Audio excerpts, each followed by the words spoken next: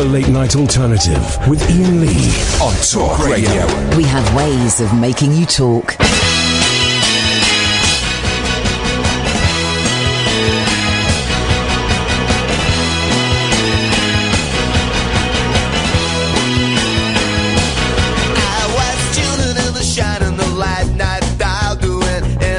Radio advised, with every one of those late night stations playing songs bringing tears to my eyes.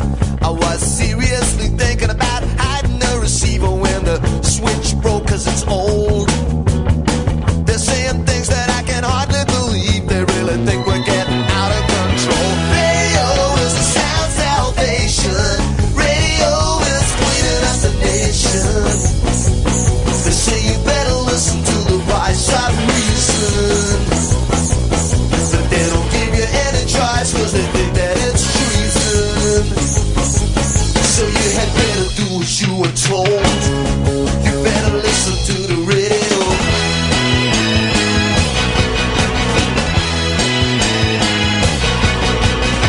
I wanna bite the hand that feeds me. I wanna bite that hand so badly. I wanna make them wish they never said me.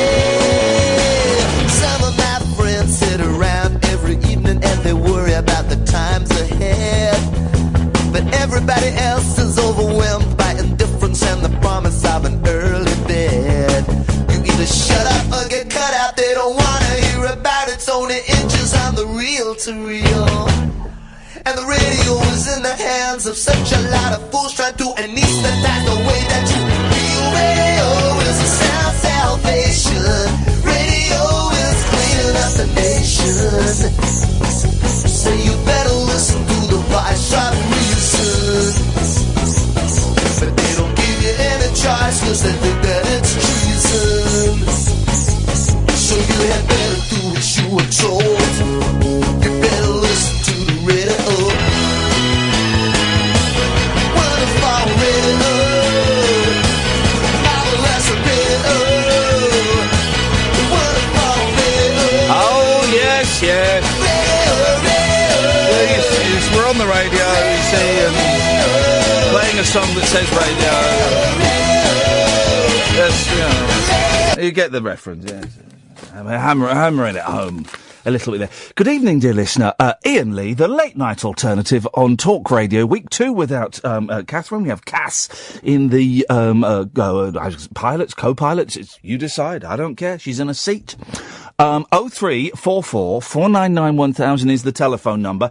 At midnight, we are speaking to a gentleman in Los Angeles. I believe that's in the United States of America, because he has made an absolutely brilliant film about Sly and the Family Stone. And I didn't know anything about Sylvester Stone and his family. I didn't know anything. And I watched the film, and you know me, if something is a bit ropey, we won't get them on. The film is flipping brilliant. It's called On the Sly, and I don't know when it's getting released over here. I know it's played, I think it might have played at the Edinburgh Festival, I think. So I don't know if and when it's getting released over here. So yeah, I feel it is my job to tell you about works of art that you may or may not be able to get access to at a certain part in your life. Tomorrow, we're going to play out the interview I did with two of my favourite comedians, Tim Heidecker from Tim and Eric, and Greg Turkington from Decker, and I think he pops up in Tim and Eric as well. Now, most of you won't know who they are. Well. You should go out and buy Tim and Eric DVDs. They're brilliant. I watched the Tim and Eric movie again this weekend. Flipping heck, man! It's very, very dark. It's very dark, but just deliciously funny. And Tim Heidecker and Greg Turkington are over here. They're doing a fortnight of shows at the Soho Theatre in London. I know they're playing Manchester as well in one day. Anyway, we talked about his show Decca, which is the funniest thing. And the interview was going really, really well. It was going really well, right? And we talked about Decca, and Tim said, do they show it over here? And I said, I don't know. If I'm honest, I watch it on a hooky website. And he went, do you mean like a torrent site? And I went, yeah, I do. And he went, yeah. I'm really against torrent sites. And then he Googled it on his phone. He went, yeah, they're showing it over here on the Fox channel. It got tense. It got tense for about a minute. I didn't even know we had a channel over here called Fox Channel. I didn't know that. It got tense for a minute, and then I diffused the situation by talking yet again about the Beach Boys. The whole interview is basically about the Beach Boys, because he had two kind of slightly minor Beach Boy characters pop up in his show. You're going to have that tomorrow. Anyway, tonight's show, dear listener, 0344 499 1000. I come back after Friday's show, where people booked their slots and booked their topics. I come back battered. I come back bruised, not as battered and bruised as some of the people in the stories, it would turn out. But I've come back with lessons learned. And here's what I'm thinking about Friday's show. If you missed it, it was the show where for a couple of nights people had been booking their slots. So we'd have a call at 5 minutes past 10, and they booked their topics. Now, I had a lot of positive emails and tweets. And when I say a lot, I mean about 30% of the emails and tweets I got were supportive and positive. And so I take that to mean I'm onto something. I take that to mean that the pre-booked phone calls and topics on a phone-in show is, I'm pretty sure, it's the way forward. So here's what's going to happen. We're going to do it again. We're going to do it again. We're going to do it when Catherine comes back, because what ruined it for me, apart from the flippant story about sexual abuse, apart from that, what else ruined it for me was everybody phoning up and, I'm going to pretend I've got a dick in my mouth and talk like Aaron Caddick. Or, I'm going to pretend my name is Kadia. And all of that stuff. And it turns out I may not actually have been speaking to the original Ken from Newcastle. I listened back to that, and it was a close call whether I cut off the real Ken or I was speaking to the real Ken. I still don't know. We've sent that portion of the show off to the laboratory. We're getting the voices scanned, and we'll have an update on that later in the week. But the reason that happened is because Emma wasn't as used to the voices as Catherine would be. So when Catherine comes back, we're going to do the pre-booked show again. And there are two ways of doing this, and I would love your feedback on it, but not if you're going to take the piss. There are two ways of doing it. Okay, one, we open we start with a blank sheet of paper and people call in and book their slots again. And two, and this is the one that I'm leaning towards. We keep the same people in the same slots and the same topics. Apart from the chap who made light of when him and his mate sexually abused someone, I think maybe we can pass on that. But I do like the idea of just honing it. And we'll do it a dozen times if we need to, until we get it right.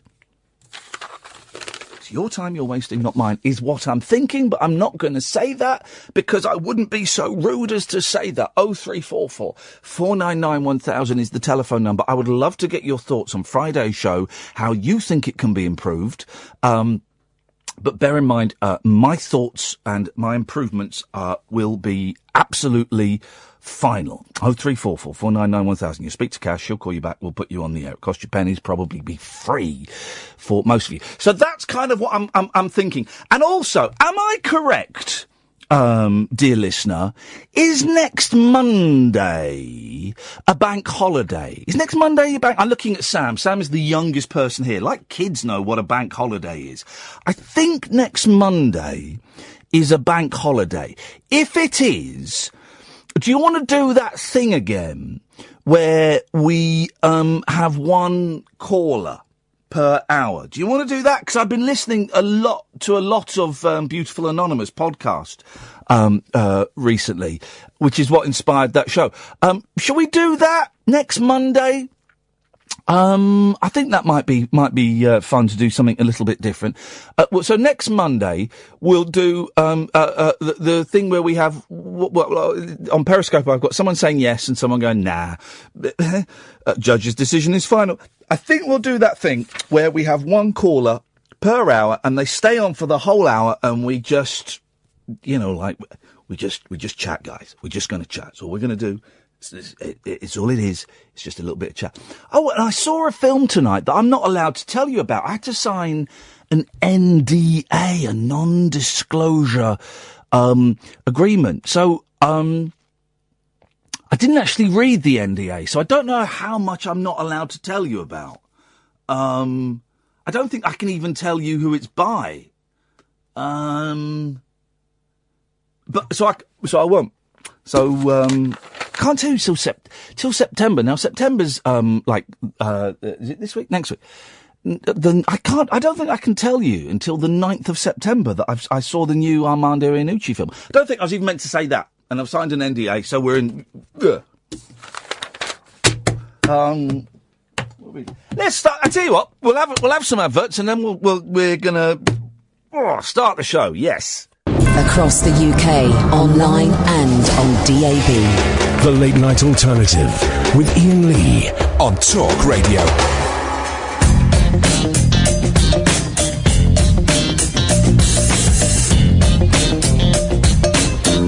Hang on, bit busy. Give me a second. There we go. David Badcock. Hello? Hello, I'm here. Right, this isn't the real David Badcock. Who is this?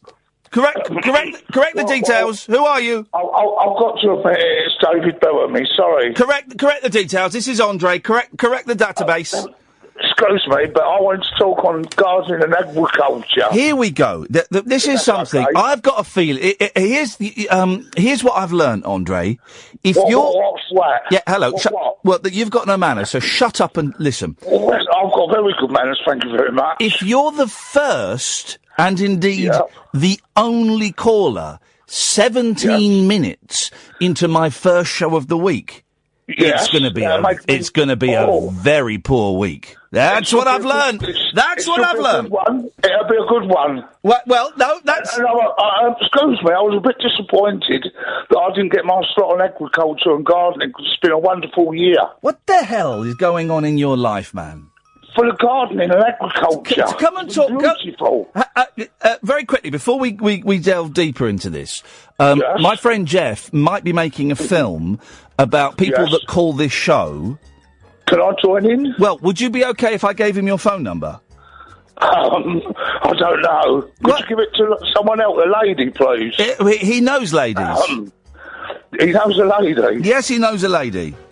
Well, she could call me if she wants to. Well, would you want to be in the film?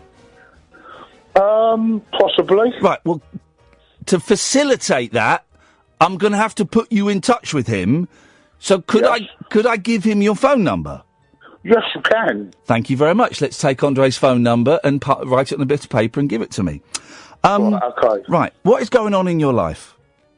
What, at the moment? Yeah. I'm having a cup of tea and looking at my agriculture through the garden window. Generally, kitchen. Jesus. Generally, hello?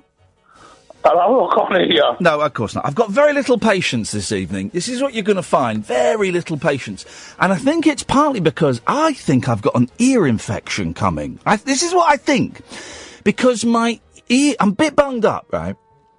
And my left ear is a bit sore. I'm being very brave about it, and I won't go on about it too much. I'm being a very brave soldier.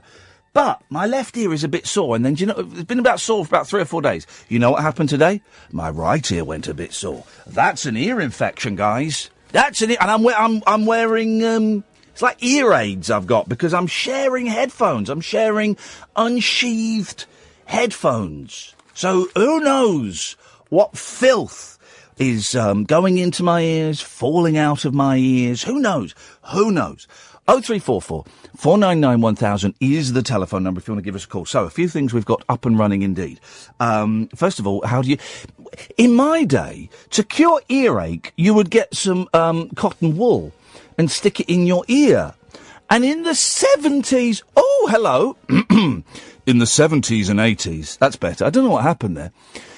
In the 70s and 80s, you would, like, always... You'd see 2 things that you don't see anymore. You would see 3 things. The one I've just remembered is fat men ripping up telephone directories. You don't see that anymore. You would also see men with little bits of toilet paper where they cut themselves shaving. I never understood that, because I've cut myself shaving, and I've tried putting the little bits of toilet paper on, and then it stops the blood, and then when you pull it off, it starts bleeding again. So what the hell is the point of that? But, you also always used to see people walking around with bits of cotton wool, sometimes quite big bits, sticking out of their ears. Now, why was that? Does that mean if you've got an ear infection, you're meant to keep it warm? Is that it? Because I would have thought infections thrive in the warmth. Just take your genitals, for instance. If you get an infection there, you don't want to keep that warm because it will spread. So I've read. So you don't see people with cotton wool in their ears anymore, and I think that's when it started to go wrong. Yeah, that's what I think. I think that when the cotton wool came out of the ears, that is when we were from then I thought we're heading towards Brexit. Before we'd even spoken about Brexit, I thought that's where we're heading. So tonight, how do you deal with an earache? We can do things you don't see anymore if you want to go down that nostalgic route. 0344 499 1000. And also, I was thinking, we've got the title for the show now, The Late Night Alternative. It took 17 months for me to come up with that. And I'm glad I did, because I really think it's boosted morale amongst the troops. But we haven't got a slogan for the show, and I'm kind of thinking a slogan for the show might be good, so we can go the late night alternative with Iain Lee. It's got balls, guts, and gusto. I mean, that's the one we've got at the moment. We've got balls, guts, and gusto. And it doesn't really work for me. Work for me. So we are looking for a new slogan for the show, please. 0344 499 1000 is the telephone number. Let's go all the way to Liddypool and speak to Paul. Good evening, Paul. Cold turkey has got me on the run. Iain, I've got an idea for a radio show. Oh, yeah, go on. Listen, I mean, you like to lambast the Christian faith, and I like to watch people cold turkey. I think we could do a duo. Well, your show is based on a false premise and a wicked premise. No, because it would enable you to cleanse your mind, purify your mind. And you could actually challenge my religious faith, and I would try and defend my faith. Just let me stop you there. I don't lambast I've got no problem with people of faith. I've got a problem with arseholes. Not with people of faith. But you describe religion as a form of, like, addiction. No, I described it as a form of drug that clouds your thinking. Well, a drug and addiction, and what's the difference? There's a huge difference. They're completely different. Ah, so you think my thinking has been clouded in some way? I think you're a racist arsehole, yes. Hey, you're being complimentary tonight, Ian. Well, you want to watch? Who do you want to go cold turkey? You, of course. Hello? I'm trying to work out where the fun bit in that is. By the way, I'm not going to take medical advice from an idiot, but... It's not funny, and it's just dramatic radio. It'd be fantastic radio, because obviously once you're cold turkey, ideas that are normally suppressed would come to the surface. It would be really dynamic. No, it wouldn't. It would. If I went cold turkey from my mirtazapine and my venlafaxine, I would probably feel suicidal. I'd feel nauseous. I'd certainly have terrible, terrible headaches, and I'd be in a terrible state. So I'm not going to follow that suggestion, Paul. I thought we could overcome it, Ian. Again, it's not a very Christian attitude, is it, to want someone to suffer? No, but you see, if it's a form of cleansing, I mean, Christ suffered on the cross, didn't he? If it cleanses, if it washes away the dirt and lets the cleansiness come in. But you've misunderstood what medicine is. It's not medicine, Ian. They're just psychotropic chemicals. That's all. Paul, you emanate a very dark vibe. For a Christian, you emanate a very, very dark, sometimes racist, sometimes anti-Semitic you love that vibe. Racist word. I told you throw that word. No. Paul, as I said last time, I only call people racist who have been racist.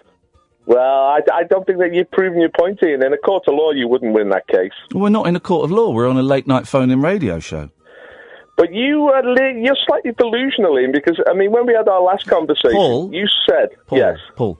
Yes. I will not accept any criticism from a man that thinks Nazis who go around shouting anti-Jewish slogans are a bit of fun. I will not accept any criticism from anybody who thinks that.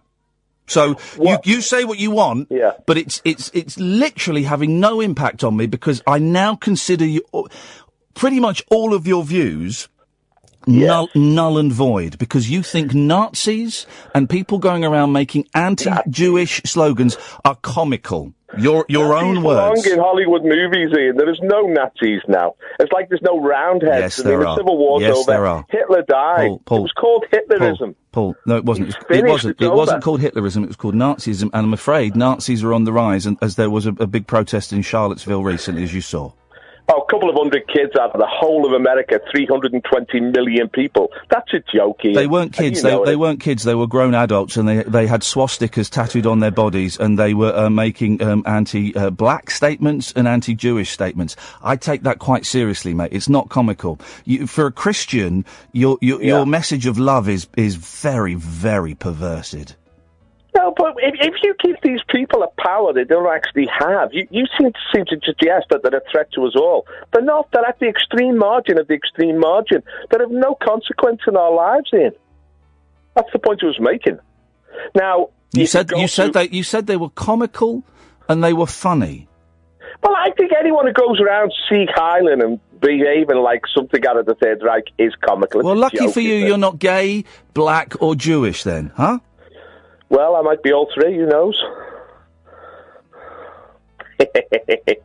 Your laugh is honestly, Paul. Since last week, I've lost. Into these pigeonholes here that don't even exist. No, but Paul, I find you. You called me a fantasy. You created this fantasy world. Paul, all these people being targeted by Nazis. I like it. There are only a few hundred stupid Nazis who are the bloody idiots who are not real, because Nazism died in 1945 with Adolf Hitler. Now, when we have a real threat, what a rude man! You're a driving down the pavements and killing our kids. You're nasty. You're silent on things like that. No, I'm not, Paul. You brought that up last week, and I told you I called it what it was, and yet you couldn't accept that.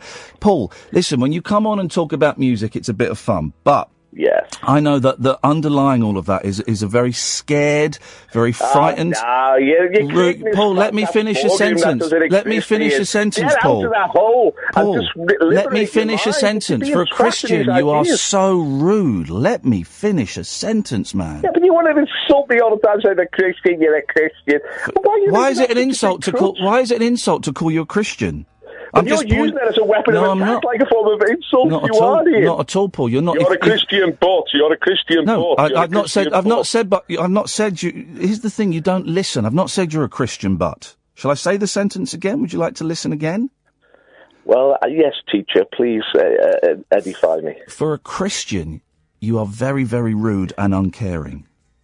Well, I take that as a compliment then, because I claim that you're insulting me all the time, but you claim you just... Well, I'm not, sort of and no one else is hearing any insults apart from you in your very strange, frightened little world.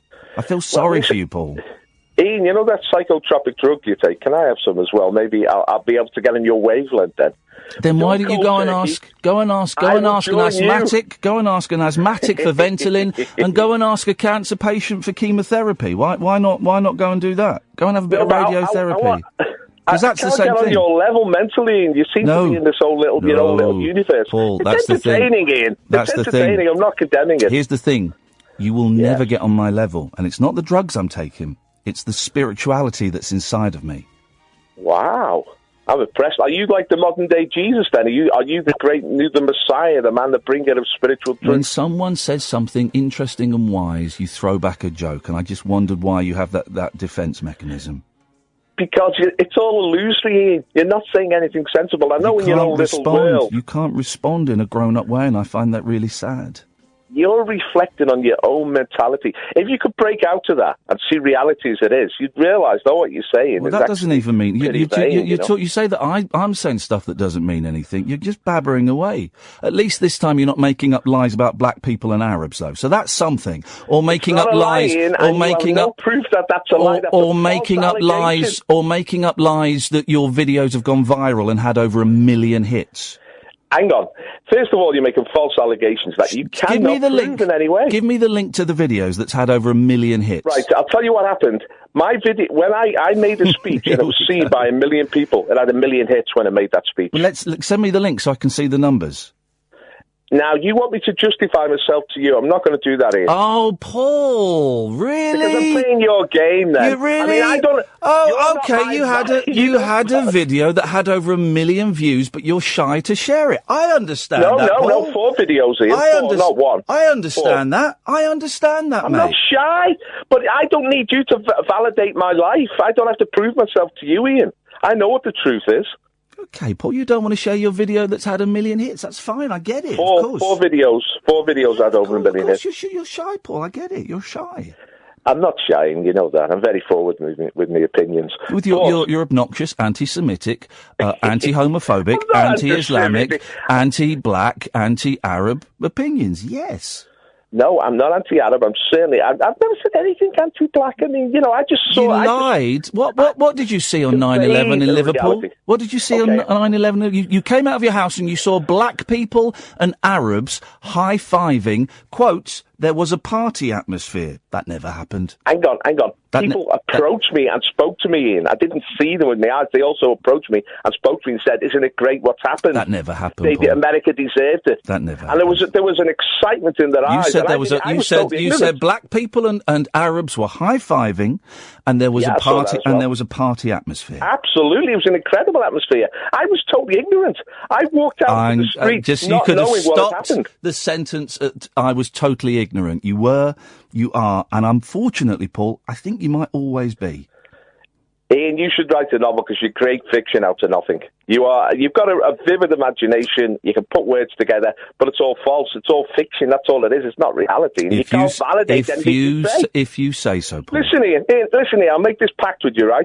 I'm not going to make a pact with someone who thinks that Nazis who go around spouting anti-black. Let me finish the sentence. They're all farcical. Well, that's why I can't make a pact with you, Paul, because you don't live in reality. You live in a fantasy land. Nazis finished in 1945. These comedians are not worthy of consideration. I really hope one day that you get help. I genuinely, I mean you that, are buddy. my helpline, Ian. I ring you for help. I need to ring you for advice. But if you can prove what I say is wrong, I will show you my 4 videos of the million hits. I'm not going to make a pact with a fantasist, Paul. I don't do that. Okay, fair enough. Enjoy your show anyway. I will do. I do every night. Au revoir. Thank you very much. Very, very dark vibe there. And I say it again, I've said it many times, I have nothing anti-Christian. I know I lost a job because I argued with a Christian. I don't like bigots. And I don't like people who hate. I've got no problem with Christians. I've got no problem with Jews or Muslims. I've got no problem with any of them. I've got a problem with the ones that drive trucks into 7-year-old kiddies. I've got problems with them. I've got problems with the far-right Christians who murder MPs. I've got problems with them. I've got problems with, the Muslims that strap bombs to themselves and blow themselves. I've got problems with them. But generally, the good religious people, the good Christians and the good Muslims and the good Jews, I haven't got a problem with them. Of course not. If that's what they want to do, I don't buy it. I don't buy into it. But if that's what they want to do, then that's groovy, man. But I do have a problem when people claim to be of a faith and they preach hatred. I have a problem with that. And I'm afraid that that's what Paul does, and that's what another one of our callers, Ken, does. Anyway, onwards and upwards. 0344 499 1000. Carl, stay there. Come to you after this. The wild man of late night radio. The Late Night Alternative with Iain Lee on Talk Radio. We have ways of making you talk. 0344 499 1000. Good evening, Kyle. Evening, boss. You all right? Did you follow him last time? No, I heard bits of the show. Right, okay. But I was just properly listening back just then, while I was on hold. And he's just a bit of an arsehole to me, sorry. No, I just, exactly. And, yeah. Well, at least, here's the thing. I've been thinking long and hard. Ken from Newcastle, who claimed on Friday that he's not going to phone me again. He will do, probably about 2 or 3 months. And I've been thinking, do I ban Ken? Because he's another Christian extremist who's anti-gay and anti-Muslim rhetoric is hate. It's hate speech, right? And I've really tried with Ken to kind of peel back the layers, and I think with Paul we get to see a little bit of the man. With racist Jonathan, I mean, wow, someone's changed doctor or something, because we're getting a whole different heap of stuff out of him. But with Ken, I can't penetrate him, if you'll pardon the expression. I just can't, Kyle, and I've tried, and I've tried, and I've tried, because he will not engage in a conversation. He might stop to let me speak, but he's not listening to what I'm saying. He's already forming his next sentence. And I don't want to ban him. I mean, he's not going to phone for a while, Ken. I don't want to ban him because I think there are only about 2 people that are banned from this show, and one of them because she was so unstable that she sent me an email pretending she was someone else and that she killed herself and all this stuff. I'm going to get involved with that. And someone else because they're a dick. I don't want to ban Ken, but I just don't know. He doesn't add anything to the show. If anything, he detracts from the show. But does he not add to the show because the fact that we're having this conversation now, and this sounded not like-minded, yes, not even right, because it's a subjective judgment, isn't it? But do you see what I mean? It just shows people up for what they are, and they're just a bit ignorant. But how many times can we show Ken up? And I'm aware he's not here, so I want to tread carefully. But how many times can we show one individual up for what they are? It feels like we're doing the same. Who's on first, what's on second. We're playing that over and over again, and I just don't know. I don't know if it takes us anywhere. I don't know. I'll speak to Catherine about it, but I'd like to speak to Ken at least one more time so I can have pretty much the conversation I'm having with you, Kyle. I think it would be fair to have with him. But if he's made that decision not to call me up, which is he claimed on Friday, then that's fair enough. But he's made that decision before, so we'll see. Okay. By the way, 0344 499 1000 is the phone number if you want to give us a call. Yes, Kyle. Well, I feel a bit bad following that call now, because I was going to. I was sort of toyed all last week with the idea of ringing you about something serious. DWP? I feel like I should say again. Yeah. Because it's still carried on today. Oh, It's just... Go on, what happened? So they gave you money that you weren't entitled to, and they want it back? Yeah, so they wrote me a letter. Yeah. Well, I think they sort of warned me it was coming, but they sent me the very short story. Last Monday, yes, I got a letter in the post first thing, and it was like, right, you've overpaid. You are in a small minority of people who has claimed benefit. It was really horribly phrased. Yeah, of course. Yeah. Because anyone on benefits, as we know, is scum and need to constantly be reminded that they are scum. I used to hate that when I used to sign on, and I mean this was 20 odd years ago, but there was one person there who was very, very nice, but everyone else would just treat you like dirt on the sole of their shoes.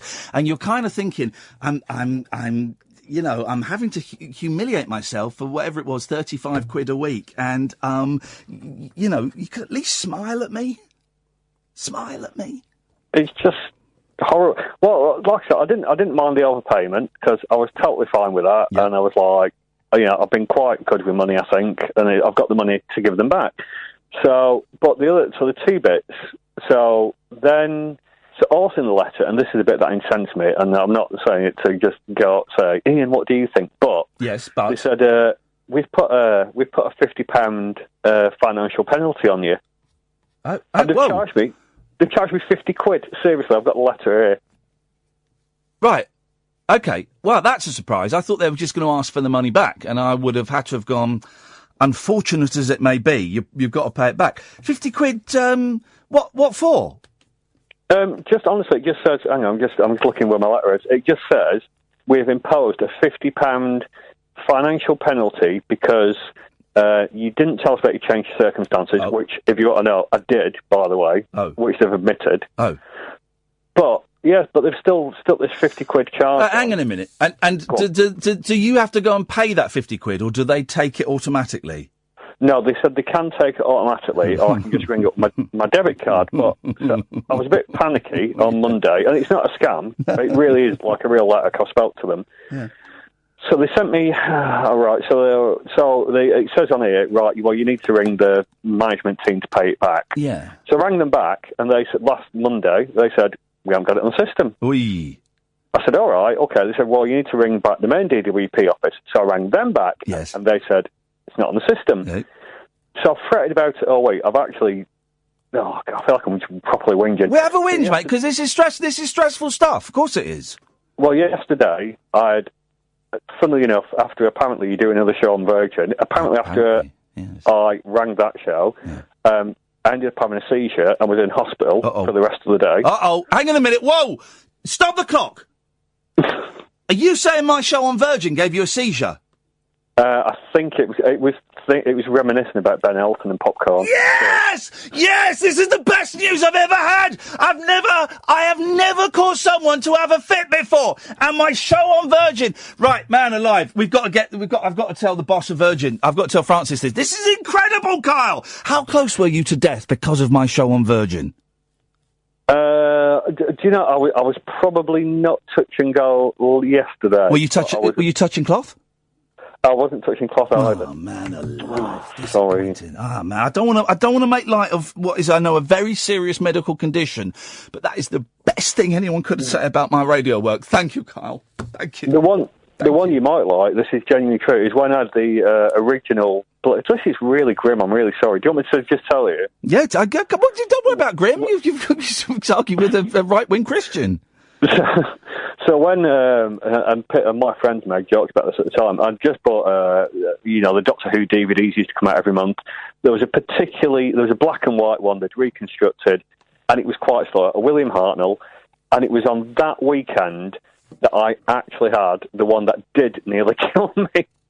And somebody was like, "Did it bore you that much?" I don't want to hear about other seizures you've had because of other shows, Carl. If I'm completely honest, I want to revel in the glory. You know, Monty Python killed a man. You know that, don't you?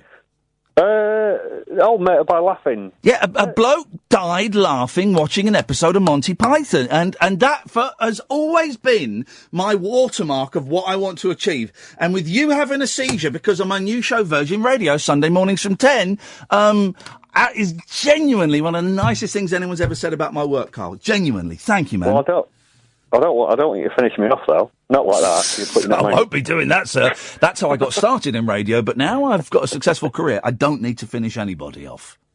Okay. No, so that was it. So that was just my DWP thing. So I rang up even this morning, and they were like, oh, it's still not on the system. Well, in that case, they can go and F themselves.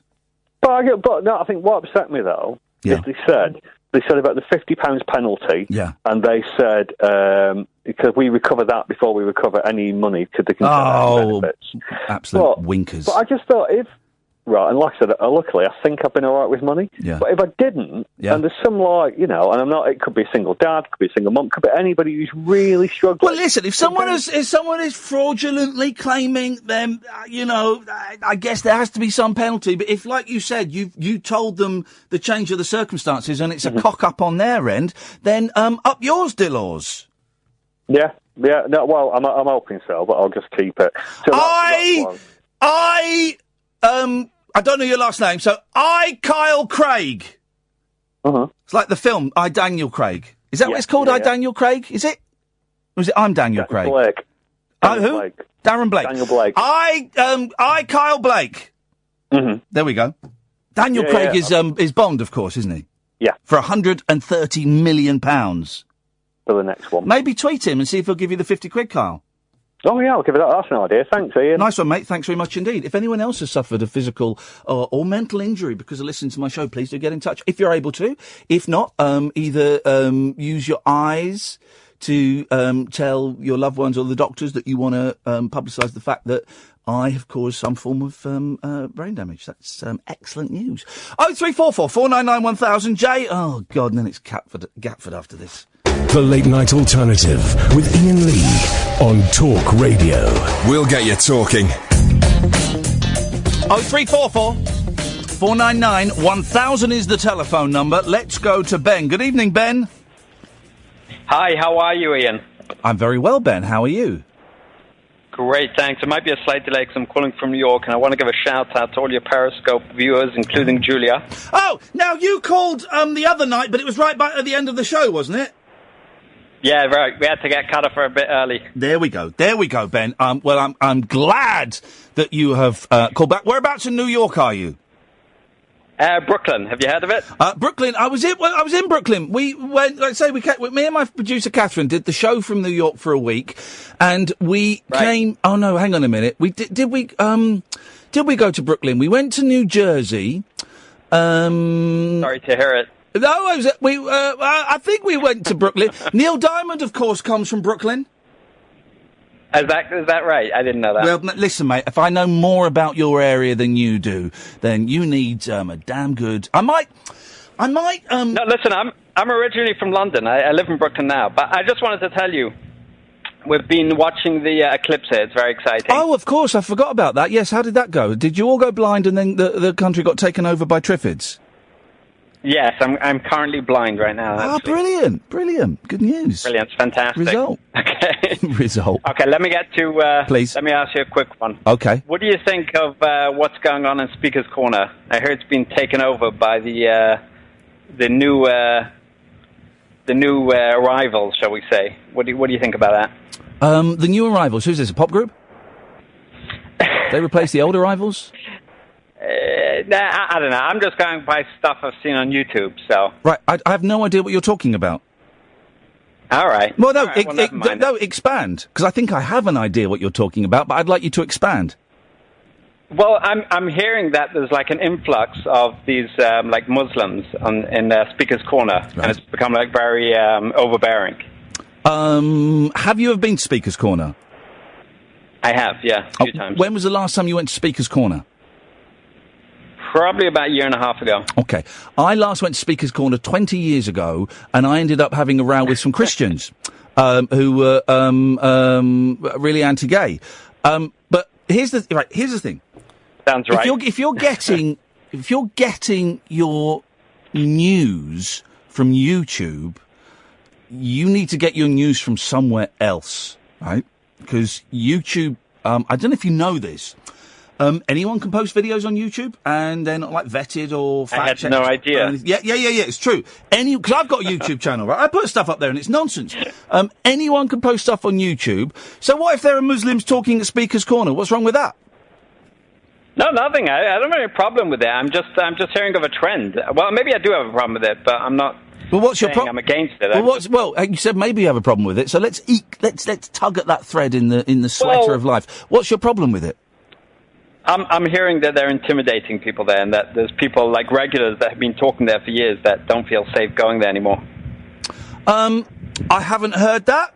If anybody listening knows anything about that, then let me know. The thing about Speaker's Corner, and we're going to go and play a game of tag there on Sunday, September the 3rd, so I'll have a look, is that anyone can go there as long as you've got something to stand on. That's the rule. You've got to have like a little box or a soapbox, of course, traditionally. You've got to have something to stand on. Yeah. Anyone can go there and speak. And I'm not quite sure how anybody, be they of the Muslim faith or otherwise, could stop other people from speaking. Well, it could be very subtle, and I think sometimes the police have to get involved. But anyways, I could be off. So. Well, here's the thing, right? Here's the thing. Speaker's Corner's on a Sunday, isn't it? When people can go and speak. Is it all day Sunday, or is it just the morning? No, as far as I know, it's all day. I've been there in the evening. Okay. Well, here's what's happening. Sunday, the 3rd of September, Ben. All of the listeners, even you're invited, but you're in New York. All of the listeners are invited to come and play tag, /had/it, at Speaker's Corner in Hyde Park at 3:00. So I'm going to do the Virgin show, and then I'm going to get over to the Speaker's Corner at 3:00. We're going to play tag there, right? I'm going to speak in Speaker's Corner. I was umming and ahhing about, because I've always kind of wanted to. I don't know what I'll say, but I'll find a box. And I'll speak in Speaker's Corner, right? And I'll let you know if any Islamics intimidate me. And I will report back honestly. I don't think there will be, but I'm going to have a go at it, Ben, and I'll let you know. Great, enjoy it. It's a lot of fun either way. Did you do it? I've never spoken there, but I've gone into plenty of arguments, and it's always fun. Yeah, it's great, and that's the beauty. For those who don't know, it's this thing. I need to read the history of it. I know it's been going for years and years and years, and anyone can go as long as I think you've got to be like 18 inches off the ground. Anyone can go and speak, and the thing is that people, the audience, if you get an audience, there's lots of people there. I haven't been there for years, but there's lots of people there that don't get an audience, but some people do, and the audience are allowed to challenge you back, man, and they can dish it out. They can't get physical, but they can get verbal, and it's wonderful. It's a sport, and shame on me for not going more often. Sunday, the 3rd of September, Ben, I'm going to be there. Enjoy. Thank you very much, man. Let's go to Jay. Good evening, Jay. Whoa, jeez, what the hell? Hello. Hello, good evening. Hip, hip, hip. Hip, hip, hip, Jay. What the hell are you going down a water slide or something? I'm actually driving on the motorway, I'm sorry. It was nice and quiet before, but I'm all on the motorway now. Coming back from watching Manchester City against Everton, but I know you're not interested in sport, so I won't go on about that, don't worry. Okay. What you got? I actually switched over. Well, I switched over from TalkSport because I was fed up of hearing wrong-headed scousers on the radio. I switched over just in time to hear Paul. Yeah! There we go, you see. There we go. And there's two things I don't hate many things. There's two things I do hate, though, Ian. Yes. One thing I hate is people who judge and disparage and have prejudices against people just because of who they are and where they're from. Yeah. And the second thing is Scousers. Well, now, Jay, I cannot allow you because I've got a lot of love for Liverpool. I've got a lot of love for it, so I cannot allow that one to go unchallenged. Sure, but as a Mancunian coming back from watching his team against the Liverpool team, then I'm allowed one little slip up. If you speak once more about sport, I'm cutting you off, and I'm sending you over to talk sport, whether you want to or not. That's fair fair enough. That's not why I called in. The reason I called in, I wondered if Yes. I've been driving around Ireland for the past 2 weeks, and I've been catching up on quite a few podcasts. I don't know if you remember a while ago, but I phoned up and introduced you to a band called the Futureheads. Do you remember? I don't. An a cappella thing, and the Futurehead. Yes, I do remember that. And I've noticed you mentioning them a couple of times, and I got that weird swell of pride when you introduce someone to a band and then they start talking about them, because I think you've mentioned them about 3 times in the things. I don't. Here's the thing. I don't remember what I did this morning. I don't remember what I did this morning, Jay. So I'm going to take your word that I have done, and I'm going to give you thumbs up on Periscope, double thumbs up. I'm going to say thank you for introducing me to the Futureheads. Yeah. Thanks for the Macca double thumbs up. There you go. You see. There you go. Jay, safe journey, buddy. Thank you. Take care, man. Thank you very much. Gatford, Dom, Craig, stay there, come to you in a bit. 0344 499 1000. This is often the way on this show. Very dick heavy. I don't mean dick as in callers, although I mean a lot of penises. The penis count very, very high on this show, and I don't know how to change that. We've talked about it on air. I don't really know how to change that, except to say if listeners who are women, everybody is welcome. Everybody is welcome. 0344 499 1000 is the telephone. Tell you what, the first hour's been a bit weird. We'll start the show properly after the news, okay? Talk Radio. 0344 499 1000. Coming up, more of your nonsense calls. We need a slogan for the show. We're also going to talk about Sly and the Family Stone. I'm Iain Lee. This is Talk Radio. The Late Night Alternative with Iain Lee on Talk Radio. We have ways of making you talk.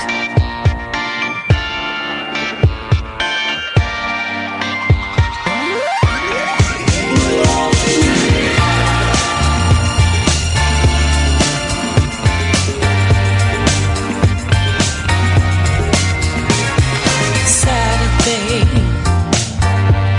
I can't recall a Saturday.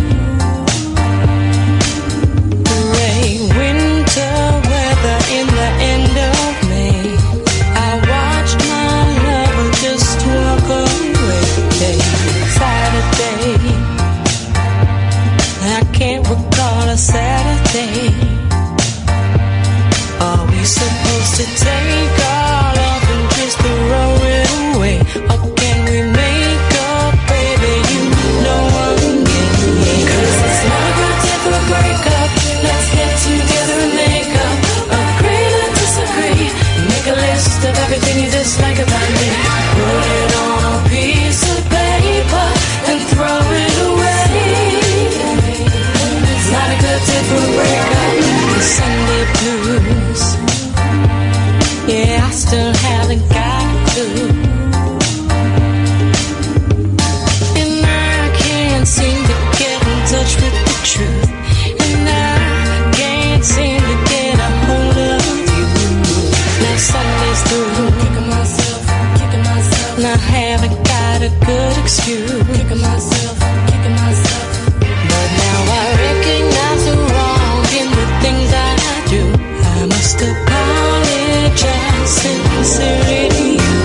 'Cause it's not a good day for a breakup. Let's get together and make up. Agree to disagree. Make a list of everything you dislike about me. Put it on a piece of paper and throw it away. It's not a good day for a breakup. Can I hit you up? Just to say, feel like you've lost that privilege for sure. I'm having a bad day. I don't ever want to say so-and-so was a friend of mine, but we don't talk anymore. Hey, what do you say? You want to get back together today? Well, okay, I'm game. I hope you feel the same. 'Cause it's not a good day for a breakup. Let's get together and make up. Agree to disagree. Make a list of everything you dislike about me. Put it on a piece of paper and throw it away. If you're asking, then it's usually Imani Coppola. Usually. You'll be right. So I might be doing a podcast with Imani. You know, I play her songs all the time, and we met her in New York, and I absolutely love her. I think she is, without a shadow of a doubt, genuinely a genius. I think she's a genius, right? With the music and the art, I just think she's wonderful. And we might be doing a podcast together. We just don't know what it's going to be.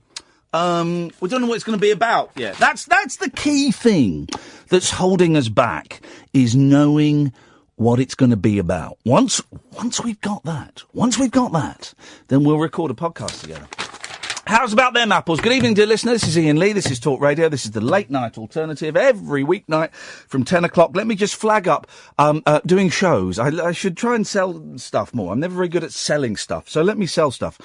Me and Catherine are doing shows all around the country. Where are we going to? Hull, Scunthorpe, Brighton, Belfast. Imagine that. Our only London show. Well, I'm doing 2 London shows, but the only London show we're doing is Sunday, the 17th of September at King's Place near King's Cross. It's this gorgeous venue, and it's the biggest room we're playing. All the other rooms are like 50, 60 seats. But the King's Place is flipping huge. And what we do is we record 3 or 4 podcasts in front of an audience. You come, you can take part in the show if you want, or not if you don't want. We stream it on Periscope, and people can phone in, and we just sit and talk rubbish for a couple of hours. And it's about a tenner. We're trying to keep all the prices about a tenner. I think London might be a little bit more than that, but not much more. Sunday, the 17th of September, guys. Google King's Place Rabbit Hole. And then the week after I'm doing my performance art piece, Lights Out. Which is going to get this right. So it's going to be fun. So it's in this tiny bookshop in North London. I think it's on the week after, the Sunday, the 17th, so the 23rd, maybe the 23rd.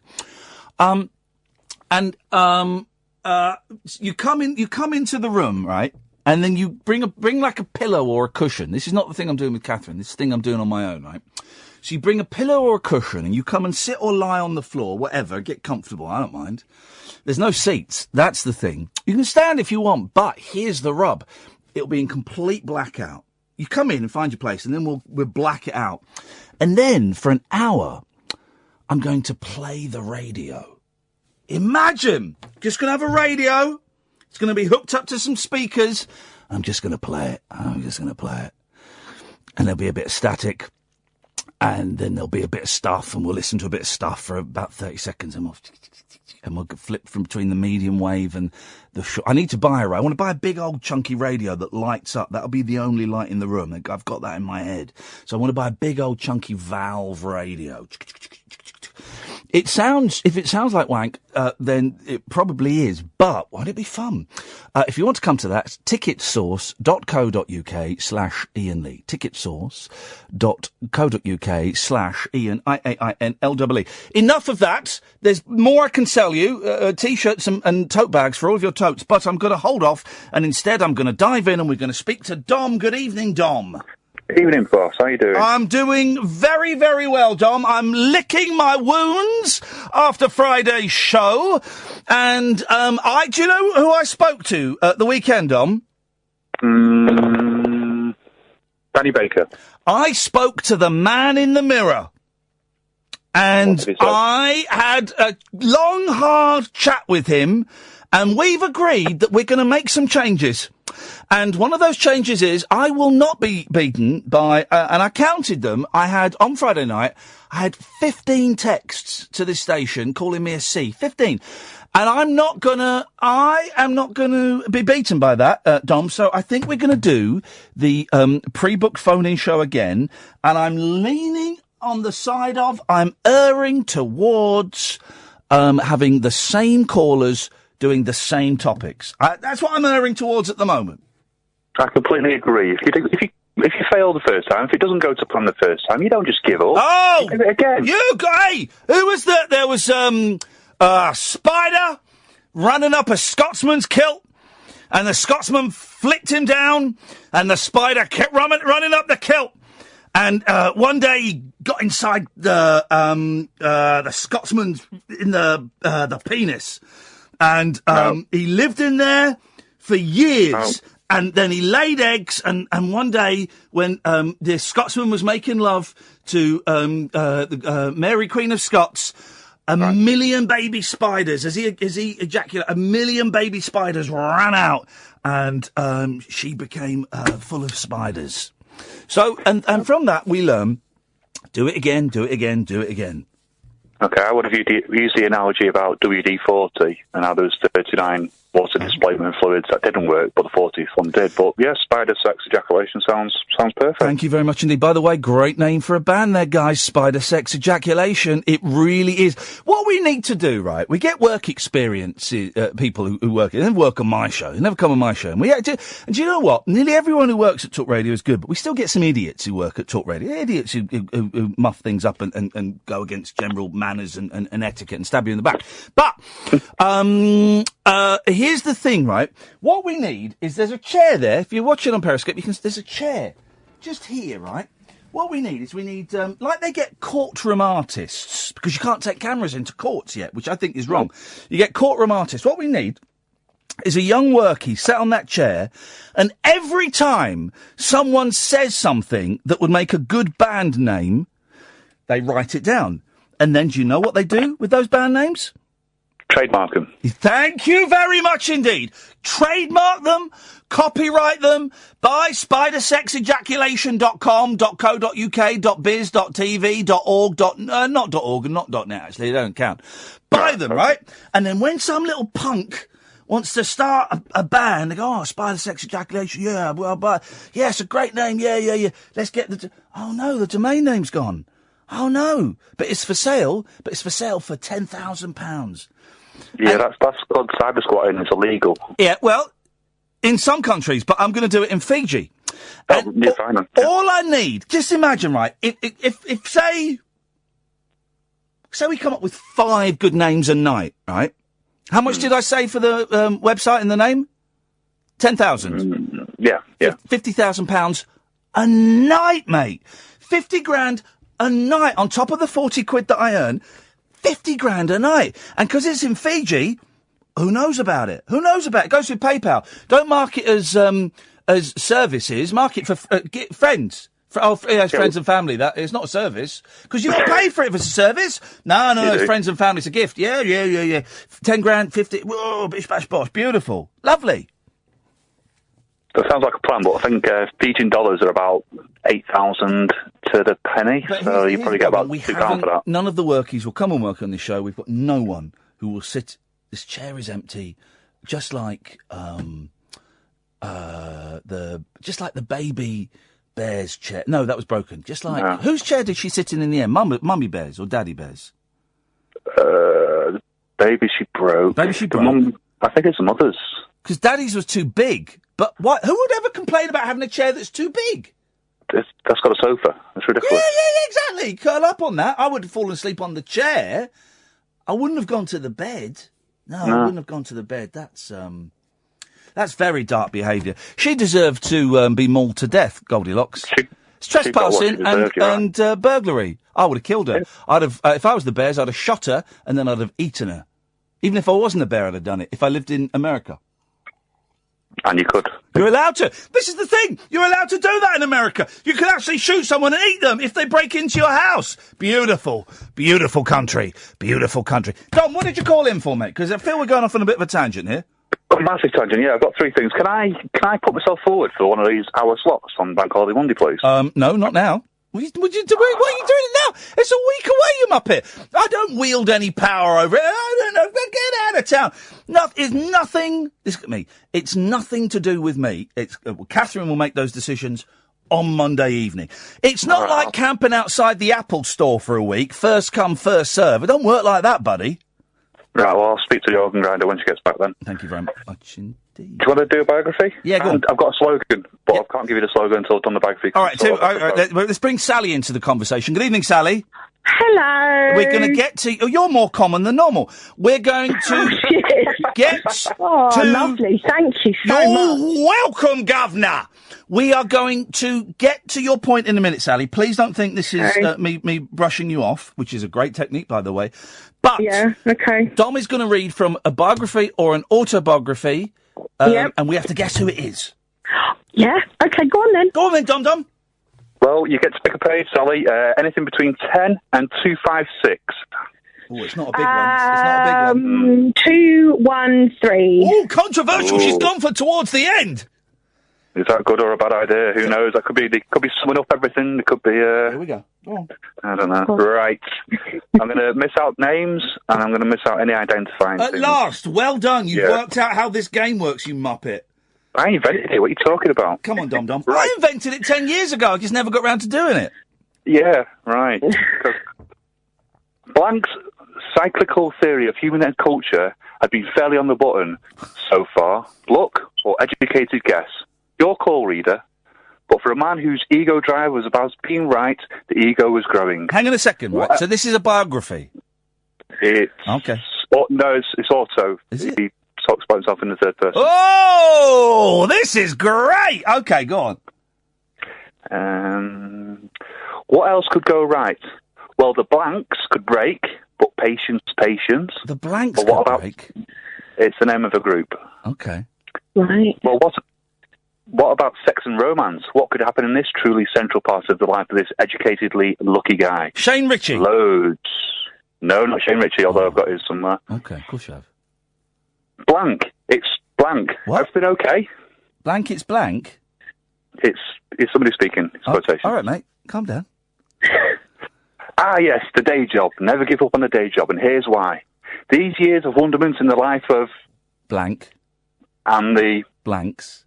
Were achieved while, and perhaps because... Blank. Is it? Can you read a page where it's not all blanks? This is heavily redacted. Okay. Page 92. 97. Just came to me then. Okay, 97 yes. Pictures. So the first picture is portrait of the artist as a young whippersnapper, already taking himself too seriously, don't you think?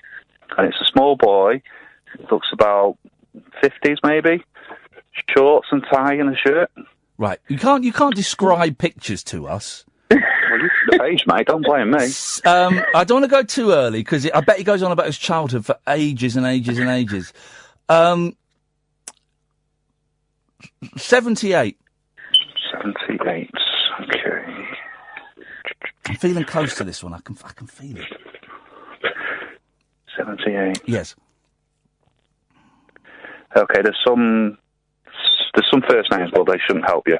Okay. And that night, with their Almain looks and Simon and Martin adding rudimentary trumpets to their attack, they blew fellow pretendos, Blank and the Blank men, and Blank drop blanks. Oh, for God's sakes, Dom! This is awful!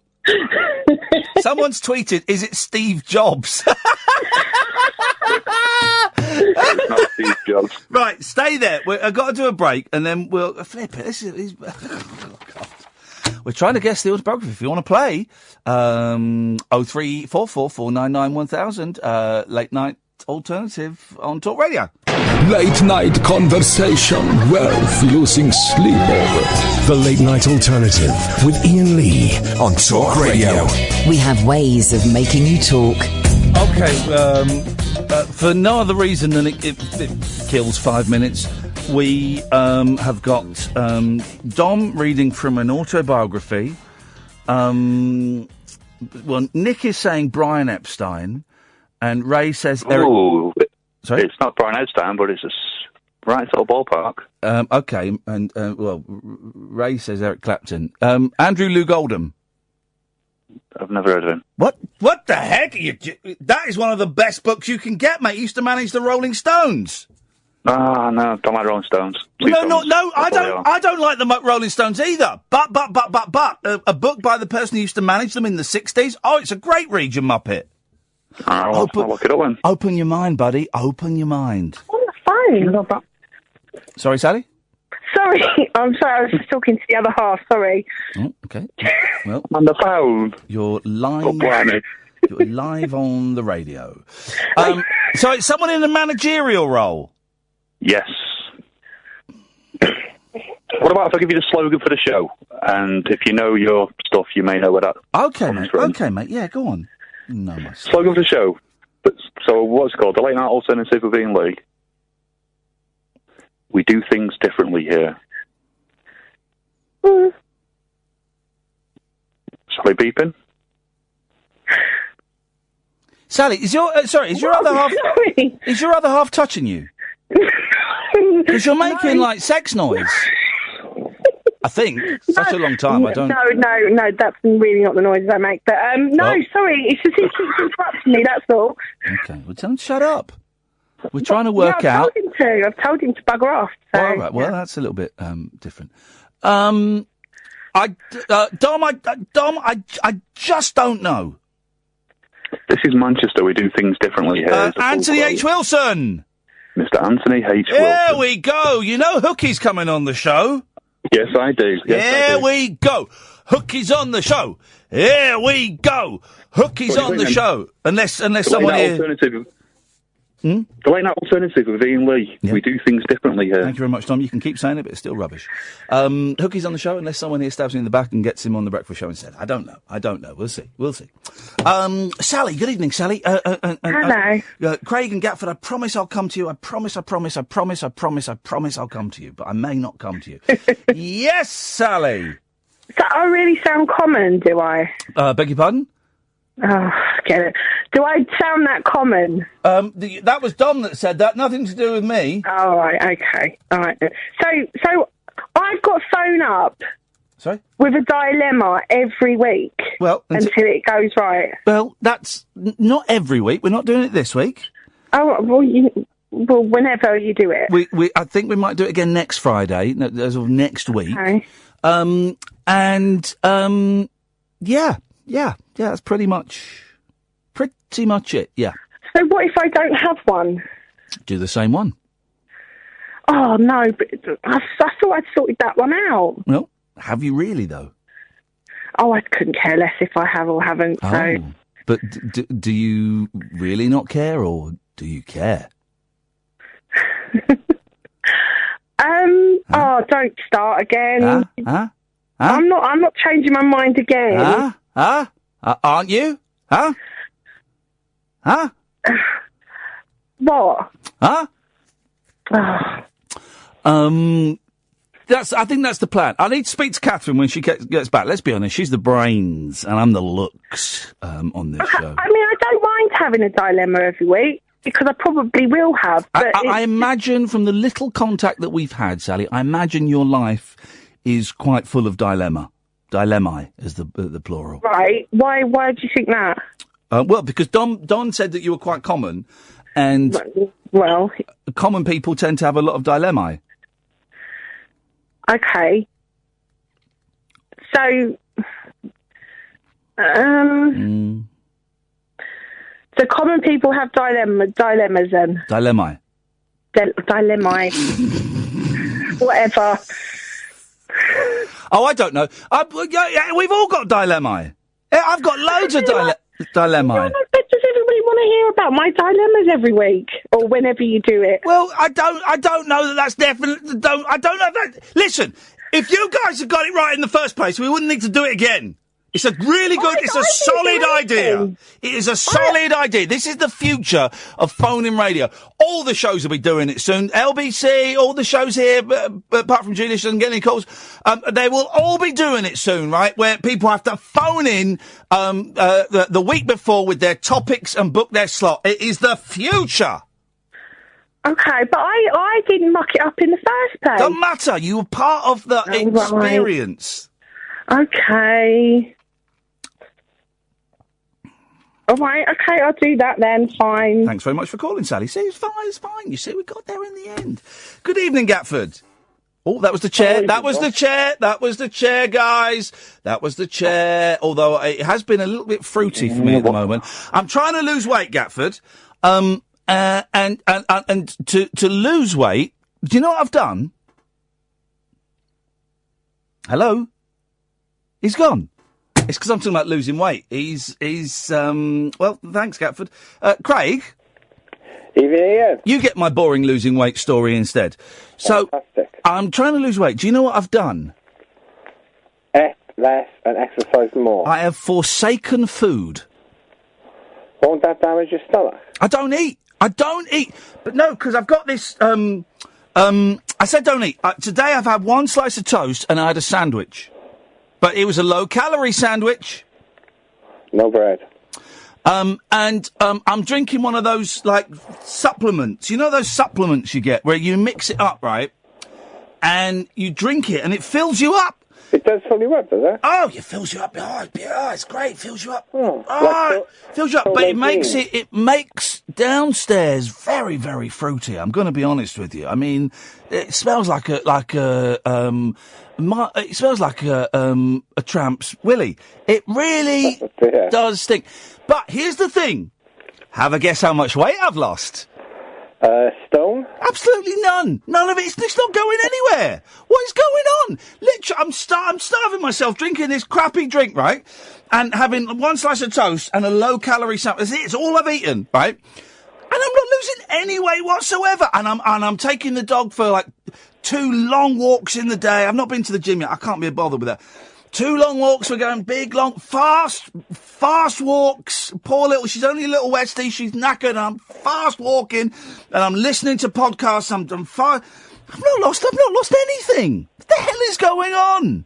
Maybe your body's gone into starvation mode. No, what does that mean? That's not even a thing. No body has the setting of starvation mode. I'm not a car going into limp home mode. I don't know. I hear these things.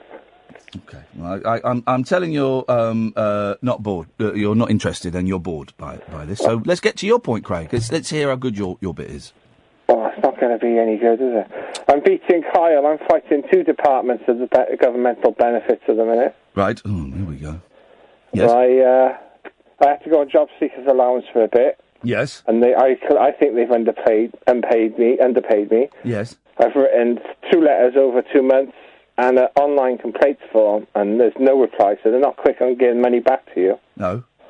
But I'm also after a form from the working tax credits people, because I need to prove income and all that. And I actually had the woman today say, don't raise your voice to me, I'll hang up on you. Oh, when people say, please, sir, don't get angry, and I'm thinking, oh, baby, you ain't heard me angry. I've had that, where I've just sometimes you speak very firm. Oh, guess what happened to me at the weekend? And it's kind of almost ties in. Guess what happened to me on Sunday as I was driving home from my top secret mystery appointment that I had. I saw your tweet. Someone, yet again, offered me a fight on the M4. It was unbelievable. This happens to me all the time, right?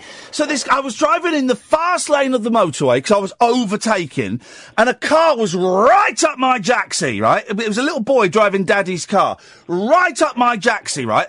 But I wasn't going to break the speed limit. I've got too many points. So I'm overtaking, and there isn't a good space for me to pull in. So then what he does, right, is he undertakes me, nearly got really close to a motorcycle, and now I've got a scooter. I consider all motorcyclists my brothers and my sisters.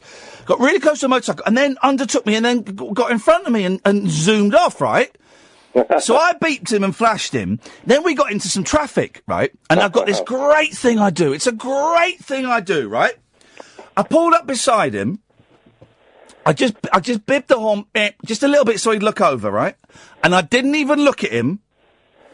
If you're watching on Periscope, I did this. I'm looking straight ahead, and I just went like that. I just gave him the finger on my driver's side window, and I didn't even look at him. But I could tell he was going absolutely ballistic, right? And we're stuck in traffic for a bit, and I just got the finger at him, and I'm not even looking at him, right? And that's what's making him angry. And then the traffic started moving, and he started beeping me, and he came up behind me and was flashing his lights. And then he went to undertake me again, and he pulled up beside me, and I have had this so many times in my life. He started making the fist and pointing to the hard shoulder. The fist, the hard shoulder. And I did what I always do in those situations. I nodded. I went, oh, yeah. Fight? Over there? Yeah. You pull over, and I will fight you, right? So he pulls over to the hard shoulder. I did the classic Lee getaway, zipped off. I looked as though I was going to pull over, and then I zipped off. And then he was following me for a beer and driving up next to me, and I was just giving him the finger again and not looking, blah, blah, and then he zoomed off at like literally about 100 miles an hour. Here's the thing, Craig. Here's where it got delicious, right? Came off at my junction on the M4, right? Lo and behold, look who sat at the traffic lights. It's a little boy in Daddy's car, right? So I just pulled up beside him. I timed it perfectly. Didn't see me. I pulled up beside him. Could see the lights were going to change. I just bibbed. Gave him the finger. Sucked it. Mwah, like that.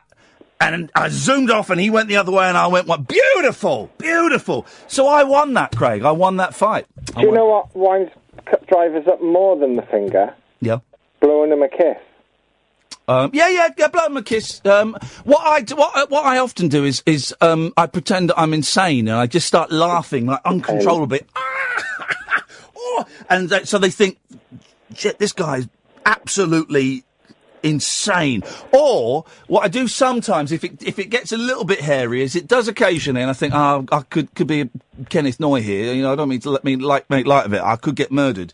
Is I just get my. I don't do this when I'm on the road, obviously, because it would be illegal. I just hold up my phone as though I'm filming them. Yeah. Oh, they stop then. Oh, they stop then when they think they're being filmed. Excellent. This call, though. Yes. I recorded it. Now, do you want to hear it and see if I was being... No. Okay. Because I can't. I'm not allowed to, because you recorded a phone call. But they tell you at the beginning it's being recorded. Yeah, but they tell you it's being recorded, but you've not told them it's being recorded. And here's the thing, you'd be breaking the rules of the radio. You're not allowed to... Here's the thing, you're not allowed to record a call unless you've told them. There are exceptions, but I'm certainly not allowed to play it out. Right, unfortunately, Craig. I tell them, you know when the machine says... Hey, buddy, don't raise your voice at me, otherwise I'll cut you off. When the machine tells me it's being recorded, I go, oh, I'm recording it too. That doesn't work, does it? Well, because they probably don't believe it. They probably don't believe you. Well, as much as I'd love to hear you shouting abuse at someone, I can't play it. Fair play. Well, that's killed that conversation. But Craig, thanks very much indeed. 0344 499 1000. You got another half an hour, and then we got a guest from LA for about 20 minutes, half an hour. We'll see how it goes, see how the conversation goes, and then more phone calls. So now's an excellent time to call. This is Talk Radio. The Late Night Alternative with Iain Lee on Talk Radio. We'll get you talking. 0344 499 1000 is the telephone number. Podcast of the show, of course. If you want to download the podcast, you can get it from iTunes or your usual podcast provider. And we do like a sort of daily 30-minute best of. And then we also put the guests out as well as a little bonus podcast. If you do get the podcast on iTunes, I know some of you hate Apple. If you leave a little review, or a little comment or a 5-star review, if you want to support the show in that way, that would be absolutely wonderful, and it just helps it helps raise the profile of the podcast, and maybe more people discover it, and then maybe more people will call the show, and that would be that. Gosh, there's Stephen Merchant's girlfriend in her pants and bra. Who'd have thought? Who'd have thought? Anyway, that's the wrong paper. Let's have a look at the... By the way, if you can find... We've got a guy coming on, Michael coming on in about midnight. Talk about Sly and the Family Stone. It's one of... It turns out I've got quite a few huge gaps in my musical knowledge. And it's generally black artists. I'm very much a white pop... and rock kind of guy, but it's white pop. You know, the Beatles, the Beach Boys. You know, you don't get much more white than the Beach Boys, or XTC, or the Who. It's all very white. And so Sly and the Family Stone is a really big gap in my musical knowledge. So if you can phone up with any tidbits, or having seen this film, I now know a bit more about Sly and the Family Stone. I didn't know they were at Woodstock, for goodness sakes. So if you can phone in with any bits of information about Sly and the Family Stone and songs that I should be looking out for, that will be absolutely delightful, and would be gratefully received. 0344 499 1000 is the telephone number. You can give us a call about anything, by the way. You know, it's not one of those shows where we have a question per hour, and you've got to stick very closely to the question. It's not one of those shows. We don't really do that. If you haven't gathered by now, we call it the Late Night Alternative for a reason. It is the alternative. You can call in about absolutely anything you want. 0344 499 1000 is the telephone number. You'll speak to Cass this evening, who will take your details and will give you a call back. Here's a story. I like this. Oh, you know this, and sorry, this does time with the story. This isn't another completely random tangent. I meant to talk about this. You know, there's a soap opera filmed in Ikea. Have you seen that? Ikea Heights. It's filmed in Ikea. But the staff of Ikea, they film it secretly. So they sort of go in and film it gonzo style. It's absolutely, it's fantastic. Absolutely fantastic. So they film it gonzo style. And it's very funny and it's very, very stupid. It kind of ties in with this. We're still looking for a place to play hide and seek, and Ikea would be perfect. Hey, Ash, have you seen Ikea Heights? I can't say that I have, unfortunately. I know that's probably crippling news to you, crushing news, I would say. No. But I haven't. No, it's just linking into what I was just saying, that I'm not crushed and not crippled at all. I was calling because I just had a really quick question for you, only because you mentioned about your eloquent way of stopping or upsetting drivers on the M4. Yes. And I just wondered, how do you deal with annoying people on planes, especially the ones that kind of fall asleep on you and or lean on you for the entire duration of a flight? Man alive, I once had it on a flight back from LA. I once had an extreme turf war with the guy sat next to me, where he was taking up the whole of the armrest, right? The armrests, I know they're narrow. Well, no, you get two armrests next to each other in a plane, right? So he was hogging my armrest. So and I was really annoyed. So at one point, when he moved his arm, I just put my arm on my armrest, and he put his arm back and he tried to push it off. So I pretended to be asleep. I wasn't asleep. But I'm pretending to be asleep, and I'm just putting the most tension into my right arm, right? And he's trying to push it, and he's trying to push it, and he couldn't. And it ended up with him pushing so hard and me not moving that he slipped and he spilt a drink all over him. And at that point, I considered I'd won. I let him have the armrest. He had wet trousers. So I don't know. They're a pain in the arse. What's happened to you then, Ash? Well, I mean, I'm out in New York at the minute, and I have to sort of bounce back and forth for work, and I just hate it. Like, it annoys me to no end. It's exactly the same thing that you're talking about, where you've got two people, one armrest, or like when you're on that weird seat with no legroom in front of you, or you have to straddle the two seats in front of you. There's like a weird bar in between you. Oh, yeah. You haven't got a proper bit. Yeah. I hate it. And then you've got some weird guy kicking you, or there's like a baby drooling on you, or... I mean, who takes kids on a flight? Why do that? Why inflict that misery on everyone else?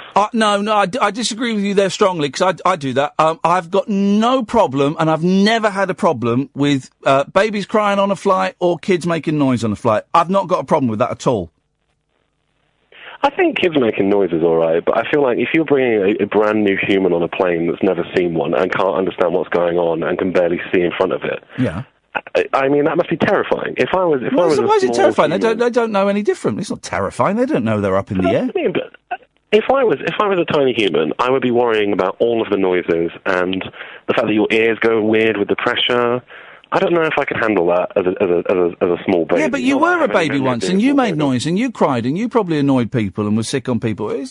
I've never got people who have a problem with babies on aeroplanes. I don't get it. It's fine. Yeah, bring babies on aeroplanes, man.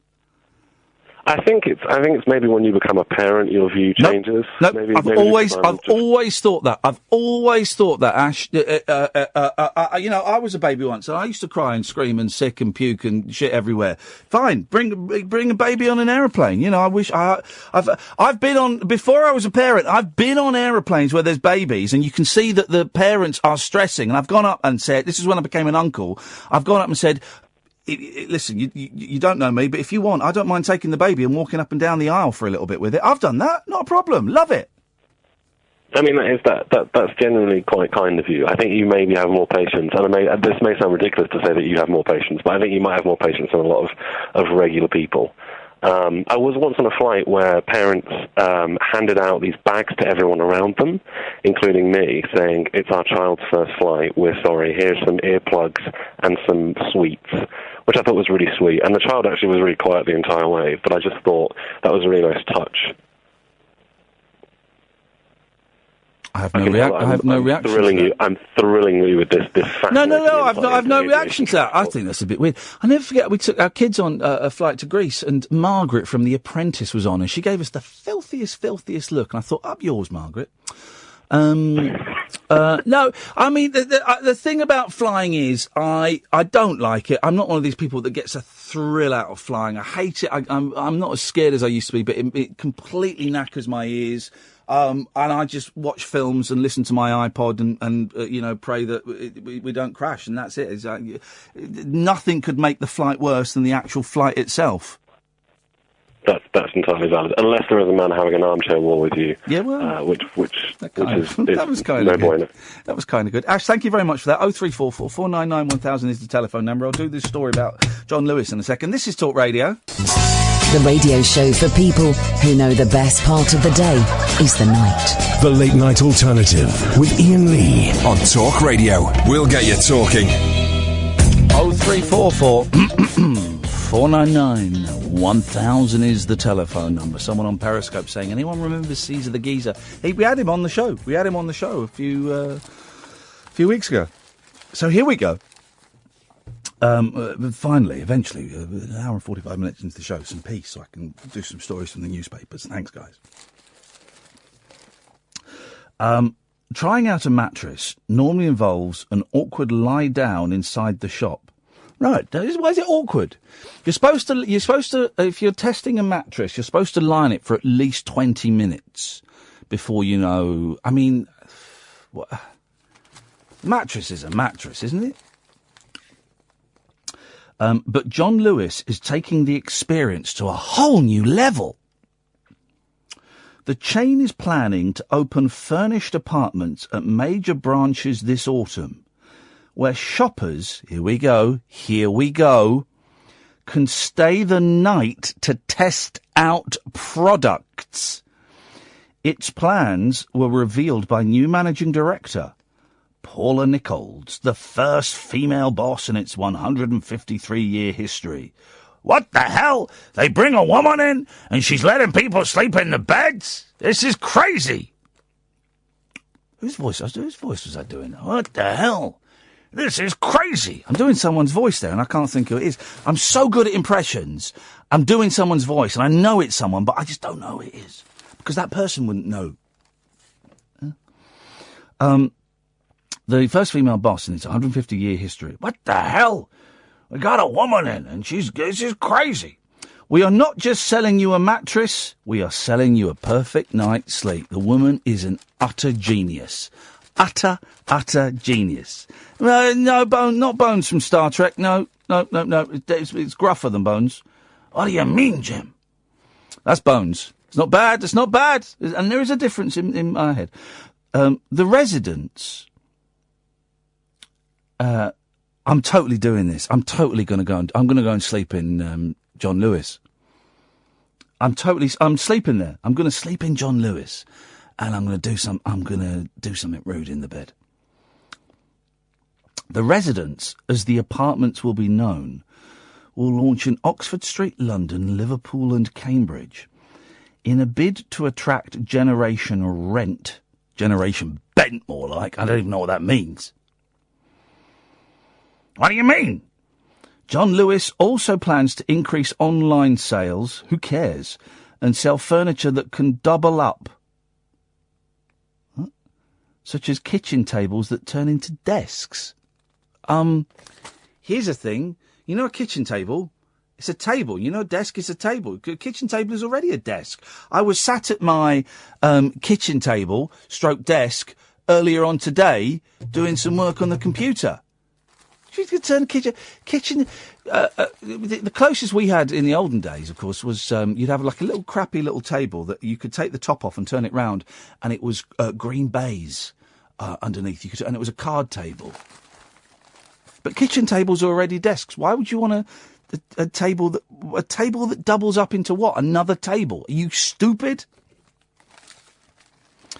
And it is working with London's Victoria and Albert Museum to produce high-end designer goods. Mrs. Nichols, 44, same age as me. Look at her. Who's having the most success? Huh? Her. Yeah, same age as me. And a woman. The glass ceiling us men of mediocre talent have to try and smash. Took over the job in January, having started 22 years earlier as a graduate trainee. Discussing the so-called death of the high street. Boring. Got bored. The story got boring. The story started off good. What I want to hear is more stories about people staying over. How much will it cost? Can I bring a lover? Do I have to wear pyjamas? Can I actually sleep in the bed? Do I have to bring... There's all these questions, and they've not been answered here in this story, which I think is disappointing. Another shopping story, because as you know, I'm a keen shopper.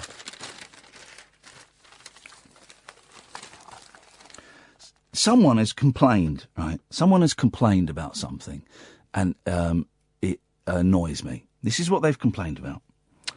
Food hygiene officials inspected a supermarket after an angry shopper complained, get this, about children standing in the trolleys. Oh, for goodness sakes, get a life, woman. And it'll be an old woman. Get a life. There's one of life's great joys is putting two children in a shopping trolley, and then you push it quite fast, and then you stand on the edge, and then you start spinning around. It's one of the joys. For God's sakes. When I worked at B-Jams, one of my jobs, and it was a great job because it meant we just got out of the shop and you could go away for like 2 or 3 hours. One of the jobs was to go around the local estates looking for trolleys that have been nicked, because the trolleys cost like 250 quid. They're expensive, the trolleys. And it was before we had the pound system in it, right? So we used to go around and collect trolleys from like alleyways. Remember we collected a trolley from some bloke's garden one. We were just off like smoking fags and stuff, and probably drinking as well. And got a trolley from some bloke's front garden. The bloke came out, he went mental. What are you doing? Give me that. I said, mate, you can't, it's from B-Jams. It belongs to B-Jams. Great job collecting the trolleys scattered around estates. I loved it. I would do that again at when this all goes pear-shaped, right? When the biscuit wheels come off this gravy train, I'm going back to B-Jams, and I'm going to offer myself to be the person that goes around collecting trolleys. The unnamed customer was so enraged after seeing youngsters as old as 9 inside the trolleys at Sainsbury's in Ashford, Kent, that she fired off several complaints. Good, miserable old mare. Hope it gave her a blooming heart attack. So angry. How miserable! Kids in trolleys! She emailed the chain's chief executive, Mike Coupé, and wrote to Dr. Richard Judge, Wow, this person was proper angry. This person was really angry. The boss of the health and safety executive and Ashford Borough Council leader Jerry Clarkson. She wrote, the saddest day of my life was the day I realised I was too big to sit in the little chair bit on the trolley. Oh, man. The day I tried to get in it and I squeezed in it. I remember this. And I couldn't get my little fat legs out of it. And that was it. And my mum said, Ian, I think you're too big for that now. Oh, man, being pushed around on that. Why don't they make them adult size, guys? Make them adult size. Let's push adults around in there. Grumpy Grumps wrote, every other trolley is being pushed around by parents with children standing up or sitting in the grocery section. Think about this. These are kids who walk around outside in the same shoe they're standing in inside the trolley. Dog feces, dirt, litter residue, all this is being carried into the trolley on their shoes. Even worse. Even worse than dog feces? Even worse, her letter continues.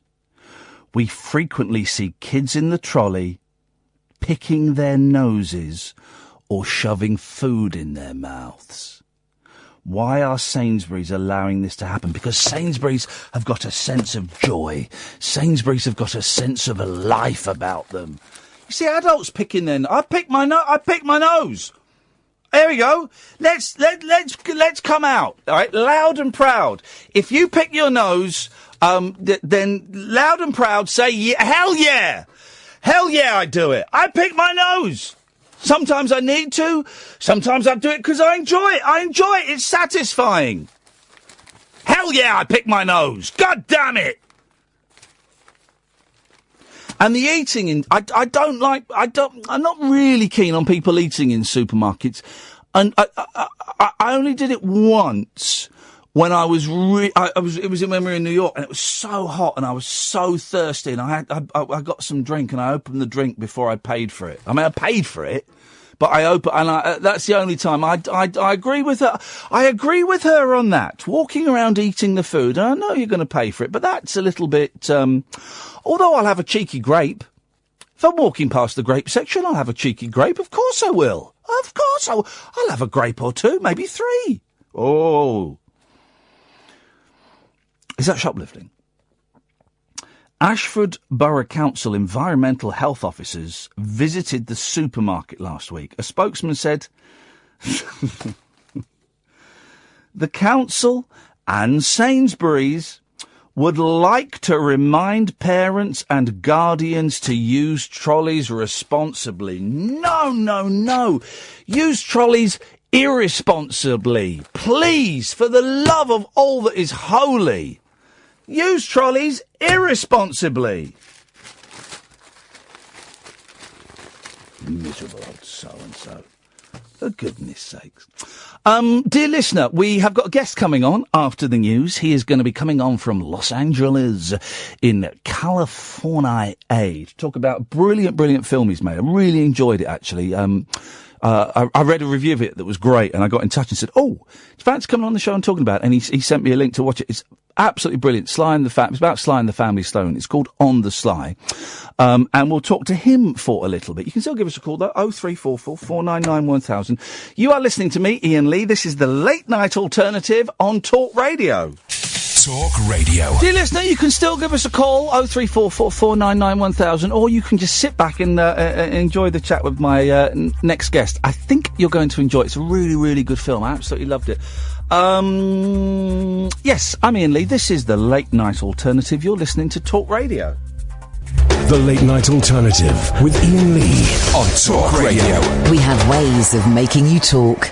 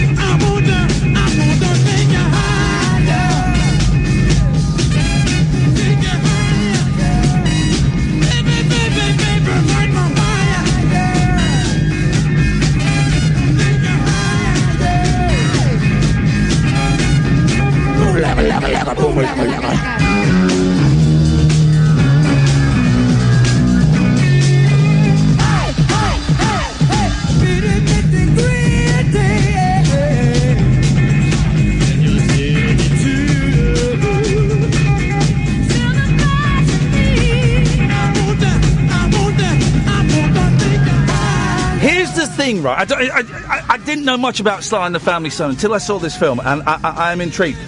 This is them playing Woodstock, the Woodstock Festival, and you see just the colour of their costumes, right? They stick out, I think, like a sore thumb at Woodstock. Everybody was in their denims and their kind of... It was all very dark and sort of, brown-coloured clothes. I remember, wasn't Roger Daltrey kind of like a sort of a chamois leather jacket or something? And you look at the state of this lot, and they look brilliant with the glasses and the hair and the coloured suits and the jewellery and... Anyway, I read in a magazine that there was this film coming out, Sly, on the Sly, a film about Sly and the Family Stone, and it got an absolutely brilliant review, and I thought, there's a hole in my musical knowledge, dear Liza, there's a hole in my musical knowledge, and this film looks right up my Strasser, because it's not just, it's a documentary. It's not just about the band. There's kind of what they call these days a narrative running through it. Anyway, it's a brilliant film. It's made by Michael Rubenstone, and Michael is on the line now. Hey, Michael, how you doing? Hey, how's it going, Ian? Yeah, very well. Greetings from across the pond. Now, first of all, first question, did you get to see the eclipse, and was it all that? I tell you, man, it was pretty amazing. I did fire up this morning at 6 o'clock with my wife, and we hiked up to Griffith Observatory here in Los Angeles. Wow. And waited in line for about an hour and a half to get our glasses. And then we found a nice little cozy nook and just lied back and threw these glasses on. And wow. It was a trip, man. It was a real trip. That sounds brilliant. That sounds almost romantic. It was a little romantic, yes. Thank you. Yeah, it was a lovely way to start the day. I highly recommend it. I highly recommend it to anybody in the next 20 years. Well, yeah, exactly. We've got to wait a bit. I feel like I know you, right? And just because I loved your film so much, Michael, and I'm not saying that just to blow smoke up your ass, although I am. I loved it so much, but the film is kind of about two men. It's about Sly Stone, and it's about you, Michael Rubenstone. Why? And you started making this years ago. Why did you start making it? You know, I really kind of boredom is a good answer. Yeah. I'd say. I just moved to Los Angeles, and I was feeling pretty down. I just broken up with my girlfriend, struggling to find my legs here as an actor in LA, which is daunting to say the least. I bet. And I'm just a huge music nut. Always been my entire life. I play music, studied music, and always just been a big fan. And Sly and the Family Stone was always on the top of my list as the most influential bands in my lifetime. When I saw the Woodstock documentary as a kid, I just like you, I'd never seen anything like it. Yeah. They just blew me out of my socks. And when I got to LA, I just sort of knew that he was here, and I knew that he hadn't been heard from in over a decade.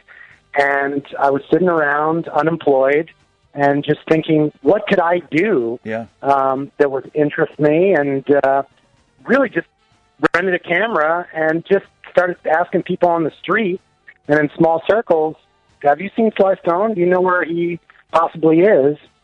And it really started from there. I mean, it started as a hobby, but became an obsession that lasted over 12 years. I'm wondering if he is the last of the sort of 60s and 70s great rock, kind of recluses, because there was Arthur Lee from Love, but then he kind of made a comeback, then he died. There was Sid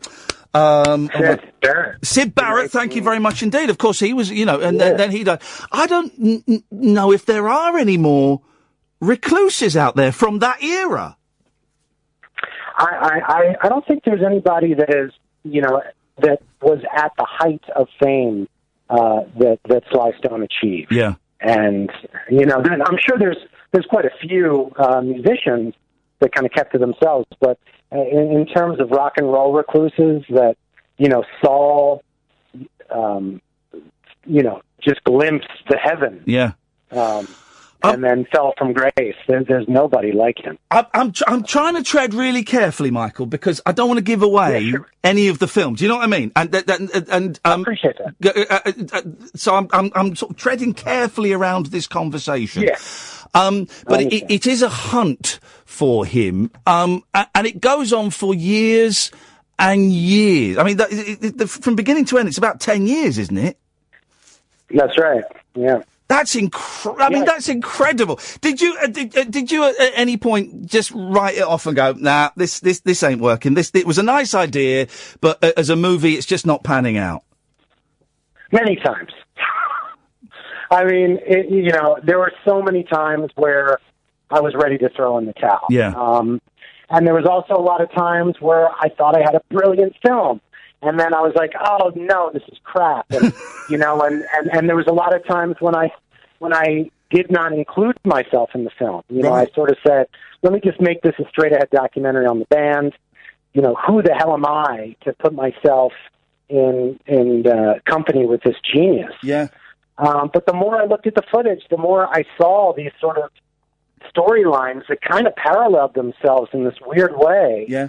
And I thought, gosh, if I could make it work, it would be amazing, And, after over a dozen cuts, I finally felt like I was in a place where it was sort of working. It's great. And, I'm glad you're in it, because you get the frustration, you get the knockbacks, you get the glimpses of, oh, maybe I found something, and it's all, there's a lot of smoke and mirrors and things. But also, Michael, we get to see an amazing array of your haircuts and your facial hair throughout the years. The moustaches, the slick back look. Is that because you were acting, or is that just because you were playing around with your hair and your moustaches?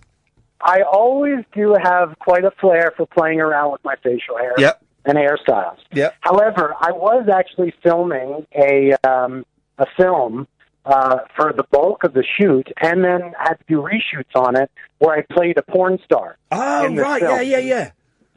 Very cute little film directed by Nigel Dick and starring Kevin Farley called Callback. I don't even know if it's available.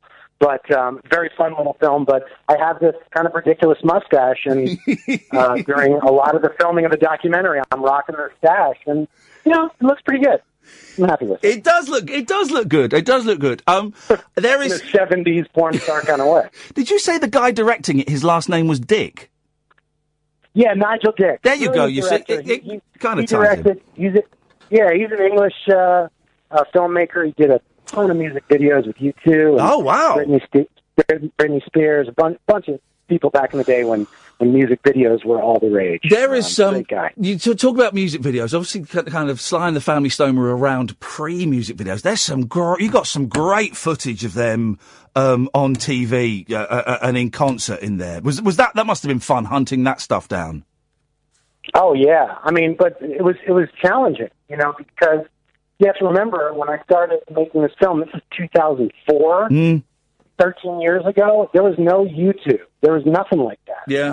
So it really required kind of digging around, and I was lucky enough to run into some super fans, big Sly and the Family Stone super fans, most notably this guy Neil Austinson in the Bay Area, who just had a treasure trove and, made it his, part of his life's work, collecting Sly archival footage, and he was kind enough to turn me on to this treasure trove of archival footage. So when I got my hands on that, man, I had a field day, just enjoying this music and seeing footage that I'd never seen before. So as a true fan, this was a good day. There's some brilliant stuff in there, and I said earlier, Michael, it's kind of, I'm very much into my white pop. For me, it's the Beach Boys, it's the Monkees, it's the Beatles, it's the Who, it's that kind of stuff. So this is a big gap in my life, and I'm going to investigate it further because I absolutely loved what was in there.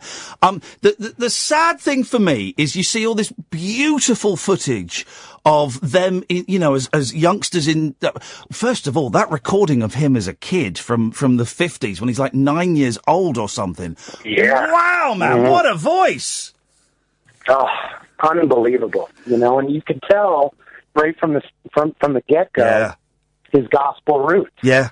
I mean, that was a gospel recording that he did, just this acetate that his dad sold up and down the state of California, just kind of hawking this acetate of his kids singing gospel songs. And it's stunning. You hear about kids that can sing, but that was, you can listen to that and you know that that's someone special singing. That's right. And it's just so great to see that, he took his gospel roots, but then he took all the influence of the San Francisco sound in the late 60s. And he was a disc jockey, so he was listening to all this music.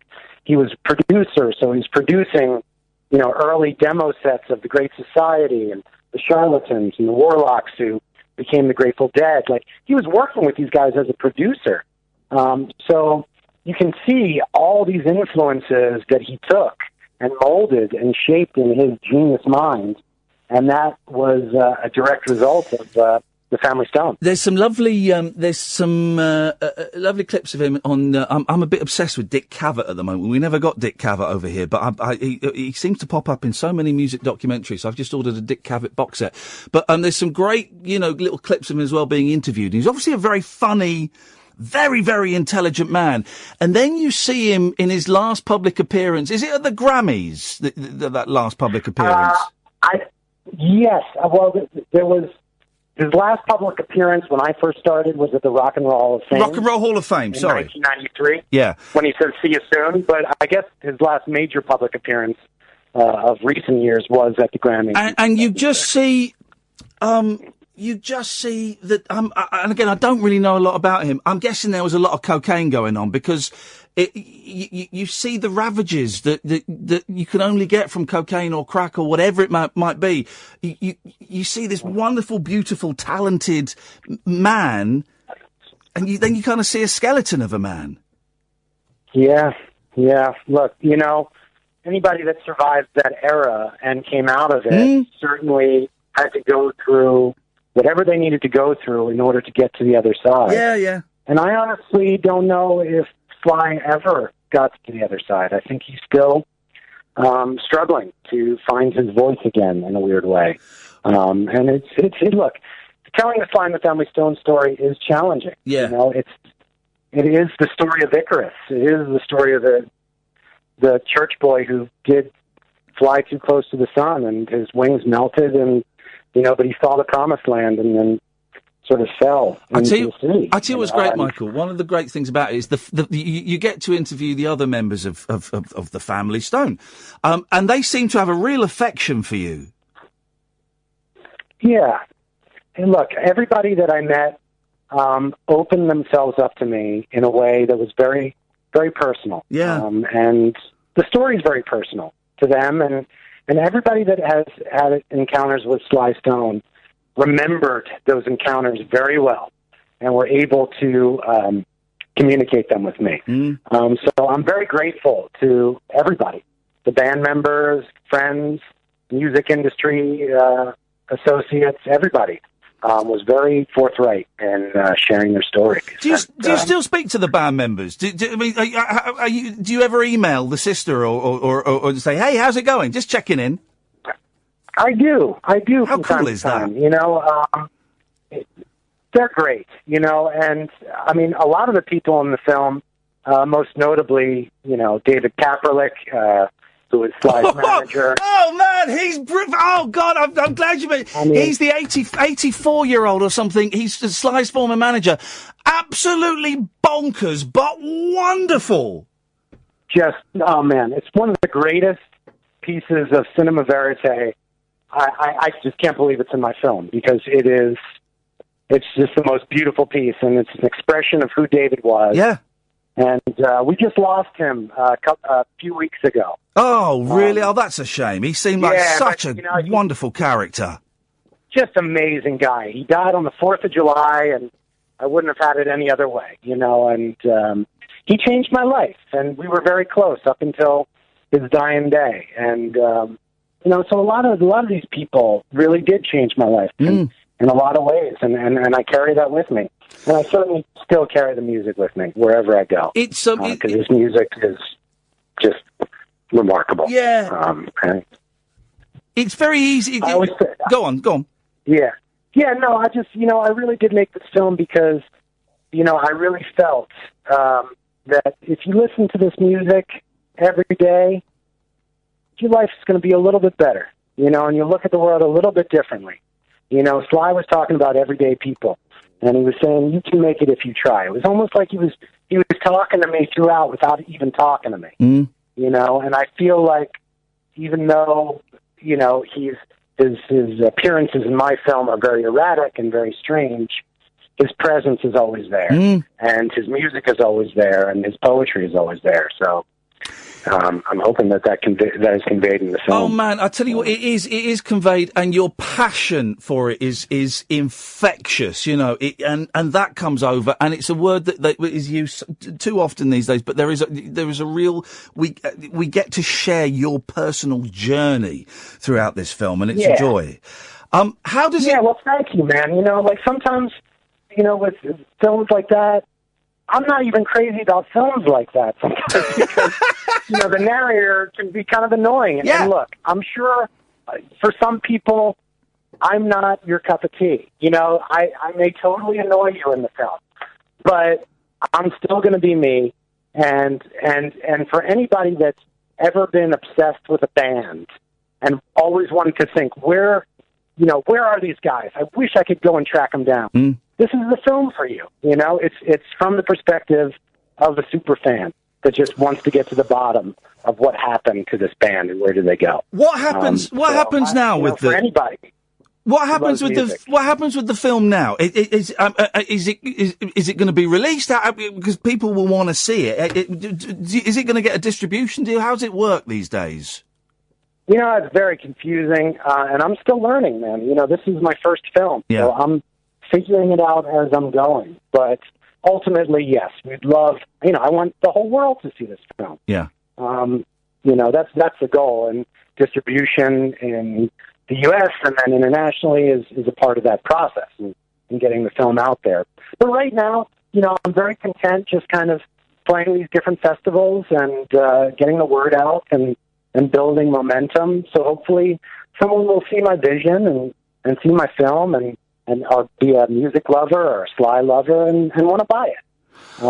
So I'm hoping that day will come. I'm sure that it will. Yeah. But in the meantime, I'm just enjoying this ride. I was just over in Edinburgh, which was a fantastic film festival. Yeah. So we played over there. And we're actually going to be in the UK fairly soon in a festival called Dock and Roll. Oh, okay. So anybody, your viewership that wants to check it out, look up the Dock and Roll Festival. Dude, well, I'm gonna find that, and I will tweet all of that, and I will send people that way. How's the acting job going? You got much work on?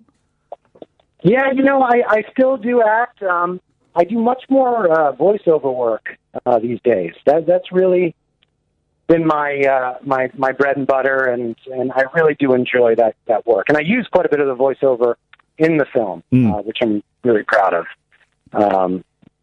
Can I do a quick shout out? Mate, you do Michael, go, buddy. You kept me entertained for an hour and a half with that wonderful film. You do what you want, mate. Go on. Amazing. All right, I just want to give a quick shout out to my boys, Benjamin Barfoot and Danny Morgan. I met them at the Edinburgh Film Festival. They made a brilliant, super fun, crazy horror comedy, very, Edgar Wright, Shaun of the Dead sort of style, and it's fantastic. And it's playing at the Scream Fest in Leicester Square, I believe, this Friday and Saturday. What's the film called? Go out, support those guys. Those guys are genius. What's the film called? The film's called Double Date. Double Date. I'm writing that down. I'm going to keep an eye out for that. Yeah, check it out. It's super fun, kind of just, crazy night gone wrong. And Screamfest is huge. That's a big festival to get in. That's a great one. Yeah, no, I'm super proud of them, and they're definitely building up to a big screen. So go out and support my boys. It's always great when you go to these festivals. You usually find a couple of filmmakers. You like their work, they like your work, and these guys were my festival buddies in Edinburgh. So you're a good man, Michael. You're a good man, and you've made a really, really good film. And let us know how it goes, and if it gets out on DVD or whatever it comes out on these days, in the UK, let us know, and we'll tell everyone about it. Yeah. In the meantime, you can just kind of track me on Facebook, On the Sly in Search of the Family Stone, and then Twitter and Instagram. I'm On the Sly Movie. Brilliant. Nice one. So yeah, just I'll keep you posted and jump on board, like me, whatever. And hopefully you'll be getting some funk up in you soon. Brilliant. He said funk, guys. Don't worry, it's just a bad line. Michael, really nice to talk to you, and we'll speak again soon. Take care, man.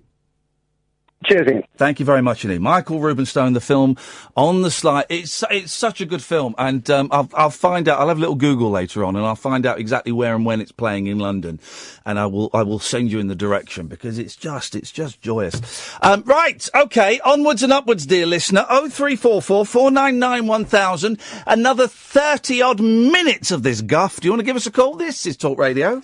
The Late Night Alternative with Iain Lee. On air and off the leash. On Talk Radio.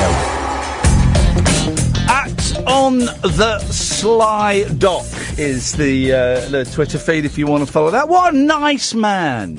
What a nice man. It was nice. It's a good film as well. I'm going to check out some more of that. 0344 499 1000. Oh, Jerry Lewis died. Where's that Jerry Lewis? Let me find that Jerry Lewis song. I wonder if I've got it on. I love a bit of Jerry Lewis. The plan was to get him on the show. That never happened. It was never going to happen, but it was nice. Have I got it on here? No, I haven't.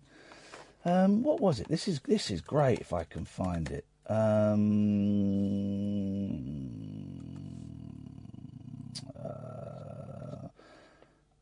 What was that? What was that, dear listener? What was that Jerry Lewis? Hang on, I'm going to Google Jerry Lewis song where he sings really fast. Let's see if we can find that. I mean, a grumpy old so-and-so, but I've not got a problem with that. Somewhere, what made Lewis, but another time.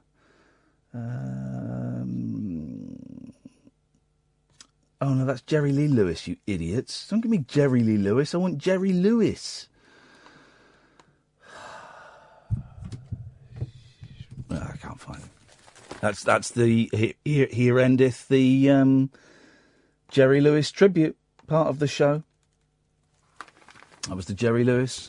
Hollywood star Jerry Lewis, best known for his slapstick antics and goofy comedies, died yesterday, aged 91. Jerry, once the world's highest paid actor. Here's an interesting thing. Can you, right, the next person that sends me a picture of a pair of pants with skid marks on, I'm just gonna block you. Can you stop doing it? Because I hate it. I hate skid marks. For some reason, I really Jerry Lewis invented what you now get on any movie is you will get a little monitor where the director doesn't look through the camera. That's the DOP, the director of photography. That's who operates the camera and looks through. So the director will be looking at a little monitor. Jerry Lewis invented that system. How's about that, huh? Jerry Lewis invented that system.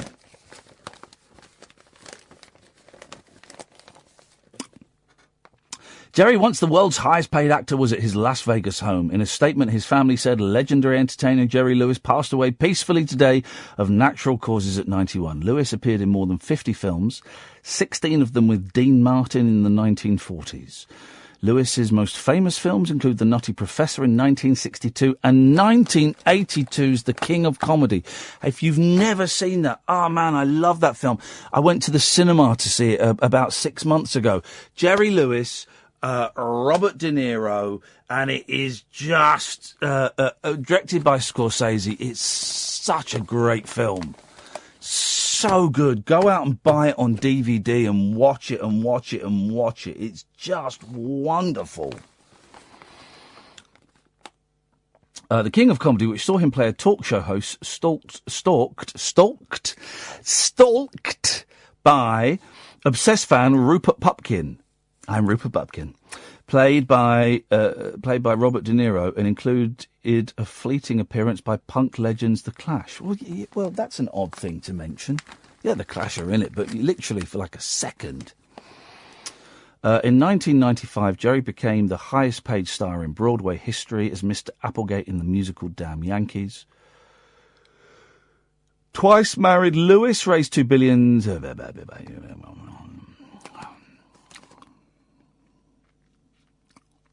I like Jerry Lewis. It was good, Jerry Lewis. It's always about this stage that I just feel a bit... you know what I mean? I haven't got anything planned for tomorrow, though, guys. And I'm hoping my Laurel and Hardy box set comes tomorrow, because I'm going to crack that open. I'm halfway through the Amy Winehouse documentary. Don't tell me what happens. And I'm finding that quite interesting. Although, I tell you what's one of the many, many sad aspects of that is Jerry Lewis did a fast song, Lane. You don't know everything about music. He did a really fast song. And I can't think... I'm going to find it. Right, I'm going to find it. Jerry Lewis, fast song. No, that's not it. That's not it. That's not it. That's not it. I'm going to find... Right. The last half hour of the show is me trying to find this Jerry Lewis song where he does a song really fast. Jerry Lewis song where he doesn't breathe. Let's try that. I didn't mean Jerry... here we go. Kiss it. Kiss it. Kiss it. Kiss it. Stick this in your pipe. Here we go. I'm a little busybody, though I know it's very shoddy. I insist on knowing what is going on with everybody, cause I'm such a busybody, always prying, always spying. I'm defying anyone to try to hide the facts from me. Now Mrs. Jones was with the doctor, and her pulse is finally clocked. As suddenly she sees me peeking, and to all her friends I'm shrieking, Mrs. Jones's valve is leaking. A mechanic she is seeking, cause her clutch needs overhauling, and her motor's always stalling. Mrs. Jones, you lonesome gal, you finally lost your trade in value. Now we come to Mr. Clunk. He thinks that I'm a little punk. He's always keeping up with Jones, and while I tap his telephone, I learned that they will disconnect if soon the bill they don't collect. The sheriff's gonna take it back, his brand new shiny Cadillac. So now I pass the news around that Mr. Clunk is bankrupt bound. I'm ruining his credit, and I know he won't forget it, though he thought I was a little punk that cabbage-headed. Mr. Clunk, I got the bank to fume and fret. They took his home, and better yet, they grabbed his television set because I'm such a busybody. Have this, kids. I'm a little busybody. If you drink an extra toddy, I will spot it long before you pot it. I'll be pointing to your house and telling folks that you're a souse. Though I admit I am a louse, it's so much fun to tell the neighbors that you're underneath the weather, and they ought to get together using you as an example to their kids of what a tramp will do if he is off the wagon. Now your reputation's dragging cause you took an extra toddy, and I'm telling everybody that you're more than slightly dizzy. Now I've got you in the tizzy cause I'm such a very busy little busybody. I'm the death of every party. You should hear the things I say when truth and consequence we play. I state the age of Mrs. Dunn. I tell him she is 61 and that her face is lifted and her cargo slightly shifted. There are couples kissing in the dark. I use my flashlight for a lark, and Joan is hugging Mortimer, and she's engaged to Mr. Shore. I'm hiding in the cusp door and flash a light upon their face while they are locked in fond embrace, and Mr. Shore then wrecks the place. I'm such a busybody, breaking up a lovely party. Mabel Smith is on the scale, and suddenly she's growing pale, for in a chorus so endearing I have got the neighbors cheering. Darling, what a lovely weight. You weigh 188. You lick the pattern off the plate, and then you bleed for more to eat. You look just like a strange balloon that drifted to us from the moon, and scientists must watch their step and see if you're a secret weapon. That is how the gossip goes, and all because I stick my nose in other people's dirty clothes. A heavy-winded guy am. I don't need a breath to say goodbye because I'm such a busy little busybody. Busy booty. Here we go. Busy body, booty busy. I haven't got any breath left. I'm trying. Busy body.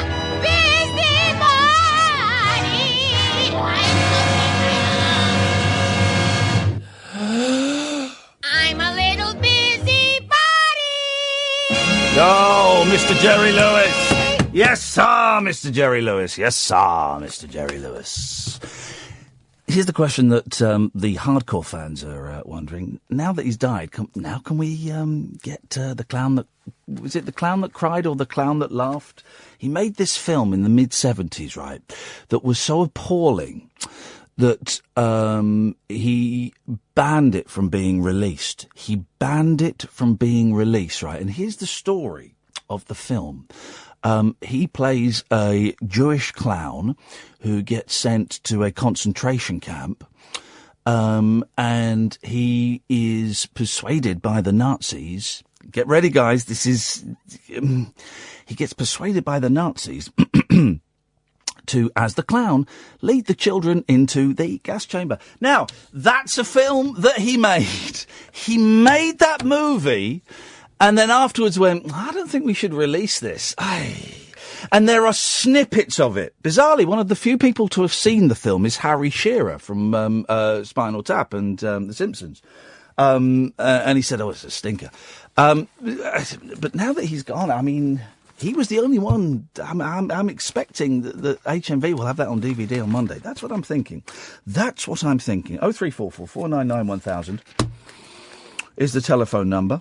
Paul Gascoigne claims he used to touch his England teammate Les Ferdinand's willy before games for good luck. Now, that's a story you don't expect to see in the papers. It's quite grim. Again, this is quite a grim story. It sounds like Paul Gascoigne groomed Les Ferdinand. Listen. Gaza, 50, said he scored and played a blinder after the first time. So it became a pre-match ritual. He told a charity event... I won't do the accent. He took his clothes off. You should have seen the size of his... I went, Les, please let me have one effing hold of that thing.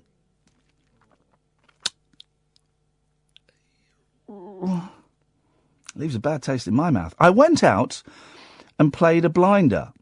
So the next game at Wembley, Les, get it out.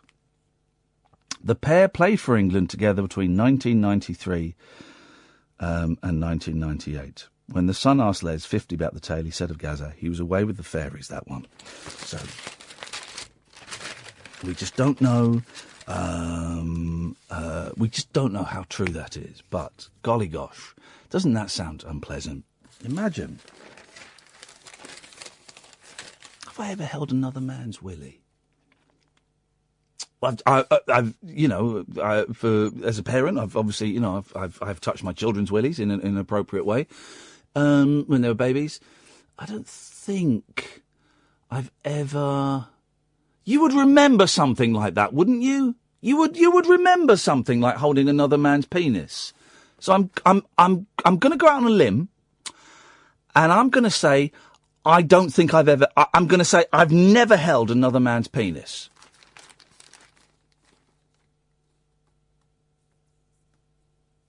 I'm as sure as I can be on that.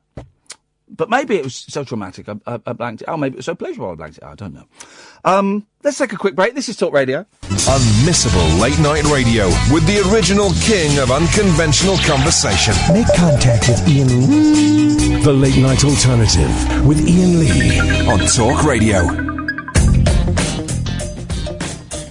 0344 499 1000 is the phone number if you want to give us a call. It's the last 10 minutes of the show.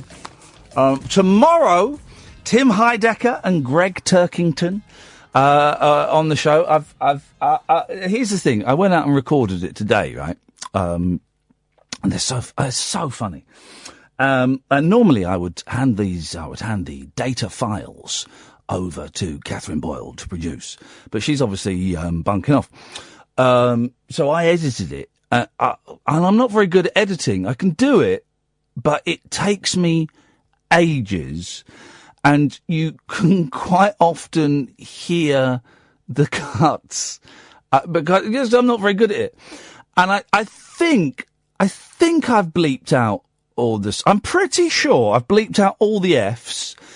I've left, I think, maybe 1 or 2 S's in there, because that's okay, but I've bleeped out all the other S's. And I think that was as bad as it got. So I think it should be okay to play out tomorrow. Here's the thing, I can't listen back to it, because I hate listening to me. I don't know how you lot do it. How do you lot listen to me? I can't do it. I hate the sound of my voice. Anyway, here's a story, guys, that's really going to... oh, and by the way, David Hamilton will be on later on in the week. I recorded an interview with David Hamilton, and that'll be on later. And that's good. Do you know what? That's a really good geeky chat. Where we talk about radio and just life in general, but it's quite a geeky radio chat. He's 78 or 79, David Hamilton. And it was again, like a lot of those people of that generation are, he was waiting for the punchline. He was, waiting for me to take the mic. And afterwards he said, I really was worried. I Googled you and, I read about you, and you're a bit of a prankster, and I was waiting for the piss tape. And I said, well, it isn't there. And I get why he thinks that. But the thing that swung it, the Tommy Cannon interview, that's what swung it. I don't know if he's friends with Tommy Cannon, but that's what swung it. And we'll play that out later in the week. Here we go, guys. Now, I'm trying to lose weight, and I'm going to read a story about roast dinners. What I wouldn't give now for some proper... I'm almost tempted to go home and cook roast potatoes, even though that would mean being up until about 4 o'clock in the morning. I got nothing planned tomorrow. Roast potatoes with mint sauce. Oh, I love it. Bathed in mint sauce. You're not having lamb. You can't have mint sauce. Oh, I'll put mint sauce on my chips I love mint sauce. Mint sauce on chips. Yes, please. Dirty. The traditional roast is vanishing as families opt for healthier and faster meals. We haven't had a roast dinner in our house for... I don't think we've ever had a roast dinner in the house that we live in, and we've lived there for about 4 or 5 years. Isn't that sad? Isn't that sad? Doesn't that tell you so much? Not had a roast dinner. A survey found the classic has dropped out of the nation's top 5 favourite meals for the first time. It's a lot of faff cooking a roast. For, basically the end results, it will be gone in moments. But, flipping it, where's a place that does a good roast? Because you've got to be careful getting a pub roast. Because I've been to pubs for roasts, and they can sometimes they can be poncy, where like the meal is served in a giant Yorkshire pudding. What's that? You're not going to get a full meal in a giant Yorkshire pudding. Are you having a laugh? And weekday roasts don't count. They just taste different. A weekday roast tastes different.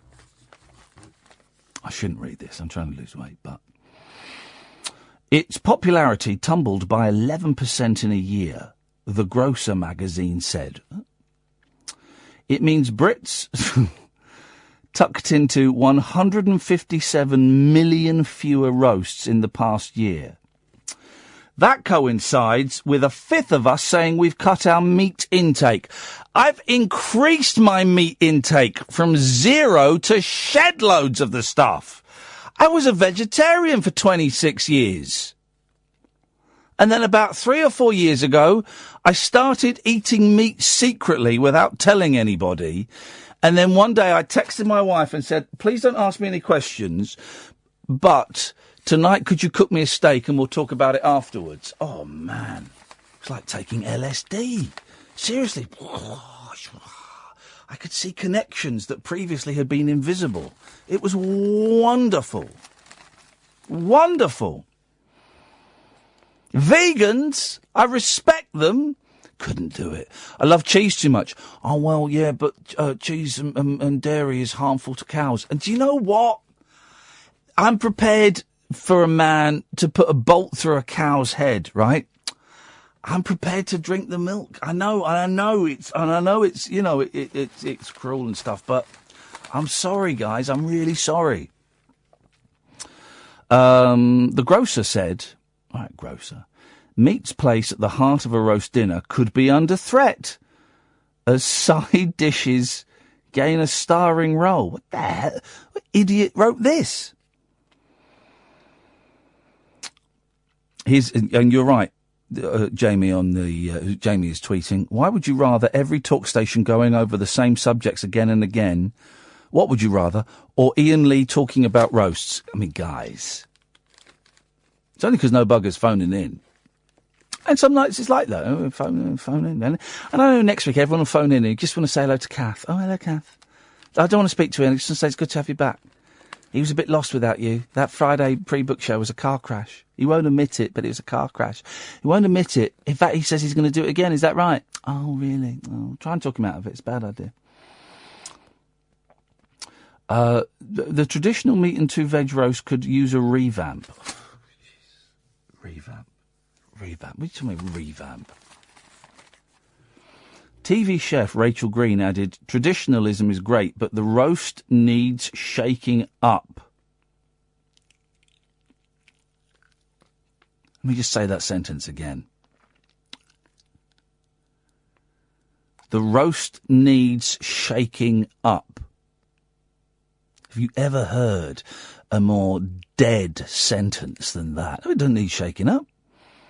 Here's the thing, right? People can't be bothered to cook. It takes 2 hours to cook a roast. 2 hours.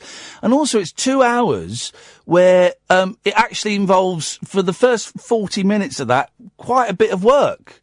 You've got to do parboil the potatoes and you've got to heat the oven up and put the oil in and you've got to do a bit of work. It's not like, you whack it in and you just leave it and you come and get it. It's done. You got to go back and if you want the good spuds, you got to baste the potatoes every 25 minutes. Get a bit of oil over them. That's what you got to do. It takes work and people cannot be bothered to do it because we are all lazy now. We're all really, really lazy. Veg, says Rachel Green, TV chef. Veg are becoming the star of the show. A roast does not need to contain meat. Well, that's true. Roast dinner doesn't need to contain meat. I always in fact, I still miss a good bit. I enjoyed nut roast. I know it was always a bit of it was a joke. Nut roast. You get a good nut roast. Here's the thing. Every Christmas, Marks and Spencer's would bring out a couple of really fancy nut roasts just for Christmas. They only sold them for about a month, and you had to get them quick because they sell out. And they're I always buy 2. Put one in the freezer. Have it later in the year. Thank you very much indeed. Daryl May of poultry supplier Moy Park said preparing a roast dinner was too time-consuming for many families. This is it. This is the answer. We're lazy and we're dumb. We are dumb. I remember the first time I cooked a roast, I was at Halls in university, and I had to phone my mum up for the instructions, and I had to phone her up 3 times whilst cooking it. And then I made it, and it was huge, and it was delicious, and I'd made it, and it was so satisfying. He added dishes such as a traditional roast, which demand a longer cooking time, are declining in popularity. The survey found that sandwiches remain the nation's favourite food. What? Sandwiches? It's not food. I mean, technically it is a food. You eat it, but roasts, which have been in 5th place in last year's food popularity survey, were replaced by soup. You absolute morons. Soup. Sweet Lord. Soup. I can't remember the last time I had soup. Although saying that I'm eating these... here we go. This is good. Oh, I meant to do the whole show about this and I forgot. For some reason, and I don't know why, the Daily Express has done a thing about TV regions. TV regions? We have a Thames, but if we use the black and white portable, we could get TVS, Southern. Here we go. So it tells you that we've got a list here of different regions and their prime programmes. Tick them off at home on your play-at-home Iain Lee bingo cards, which I'm hoping you all got. Oh, we should do that, actually. That's that. Now, there's an idea. We'll make print-at-home bingo cards. That's what I'll do tomorrow. There we go, tomorrow, or maybe next week. I don't know if I can be bothered. But one day, I'll make play-at-home bingo cards, and you can tick off stuff, and they'll all be the same, though. Yorkshire, famed for classic comedies such as Rising Damp, In Loving Memory, and Duty Free. Hapless holidaymaker Keith Barron. The company began broadcasting from Leeds in 1968. Its most enduring programme was Emmerdale, which first appeared in October 1972 under the title Emmerdale Farm, and which until 1978 was only shown in the afternoons.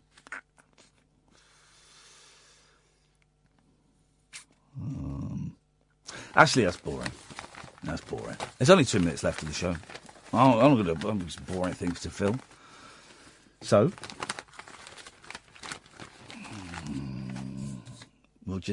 I have nothing to say. I feel I've said everything that has to be said in tonight's show. I have nothing else to add. Come back tomorrow. 10 o'clock, we'll have Tim Heidecker and Greg Turkington. Most of you won't know who they are, but they're worthy of coming back.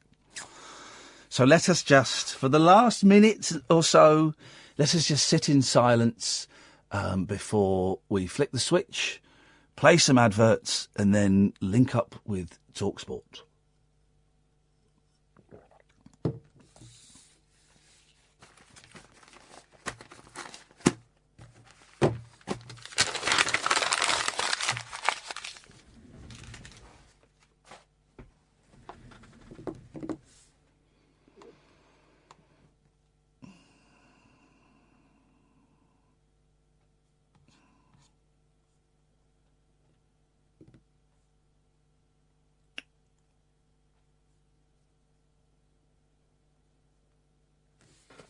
Oh, now we get a call.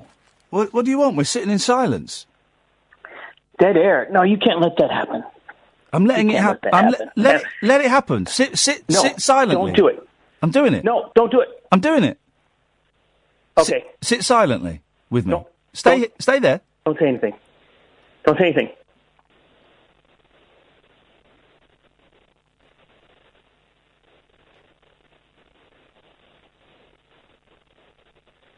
Feels good, doesn't it? No, not at all. Yeah, dead air. Oh, you'd lose your job in America. They'd fire you so quick. Well, we're in the UK. I know. What's a Yorkshire pudding? What is that thing? That was the worst American accent I've ever heard. Thank you, Sam. Thank you, Cass. Back tonight at 10. Until then, from me, ta-ta.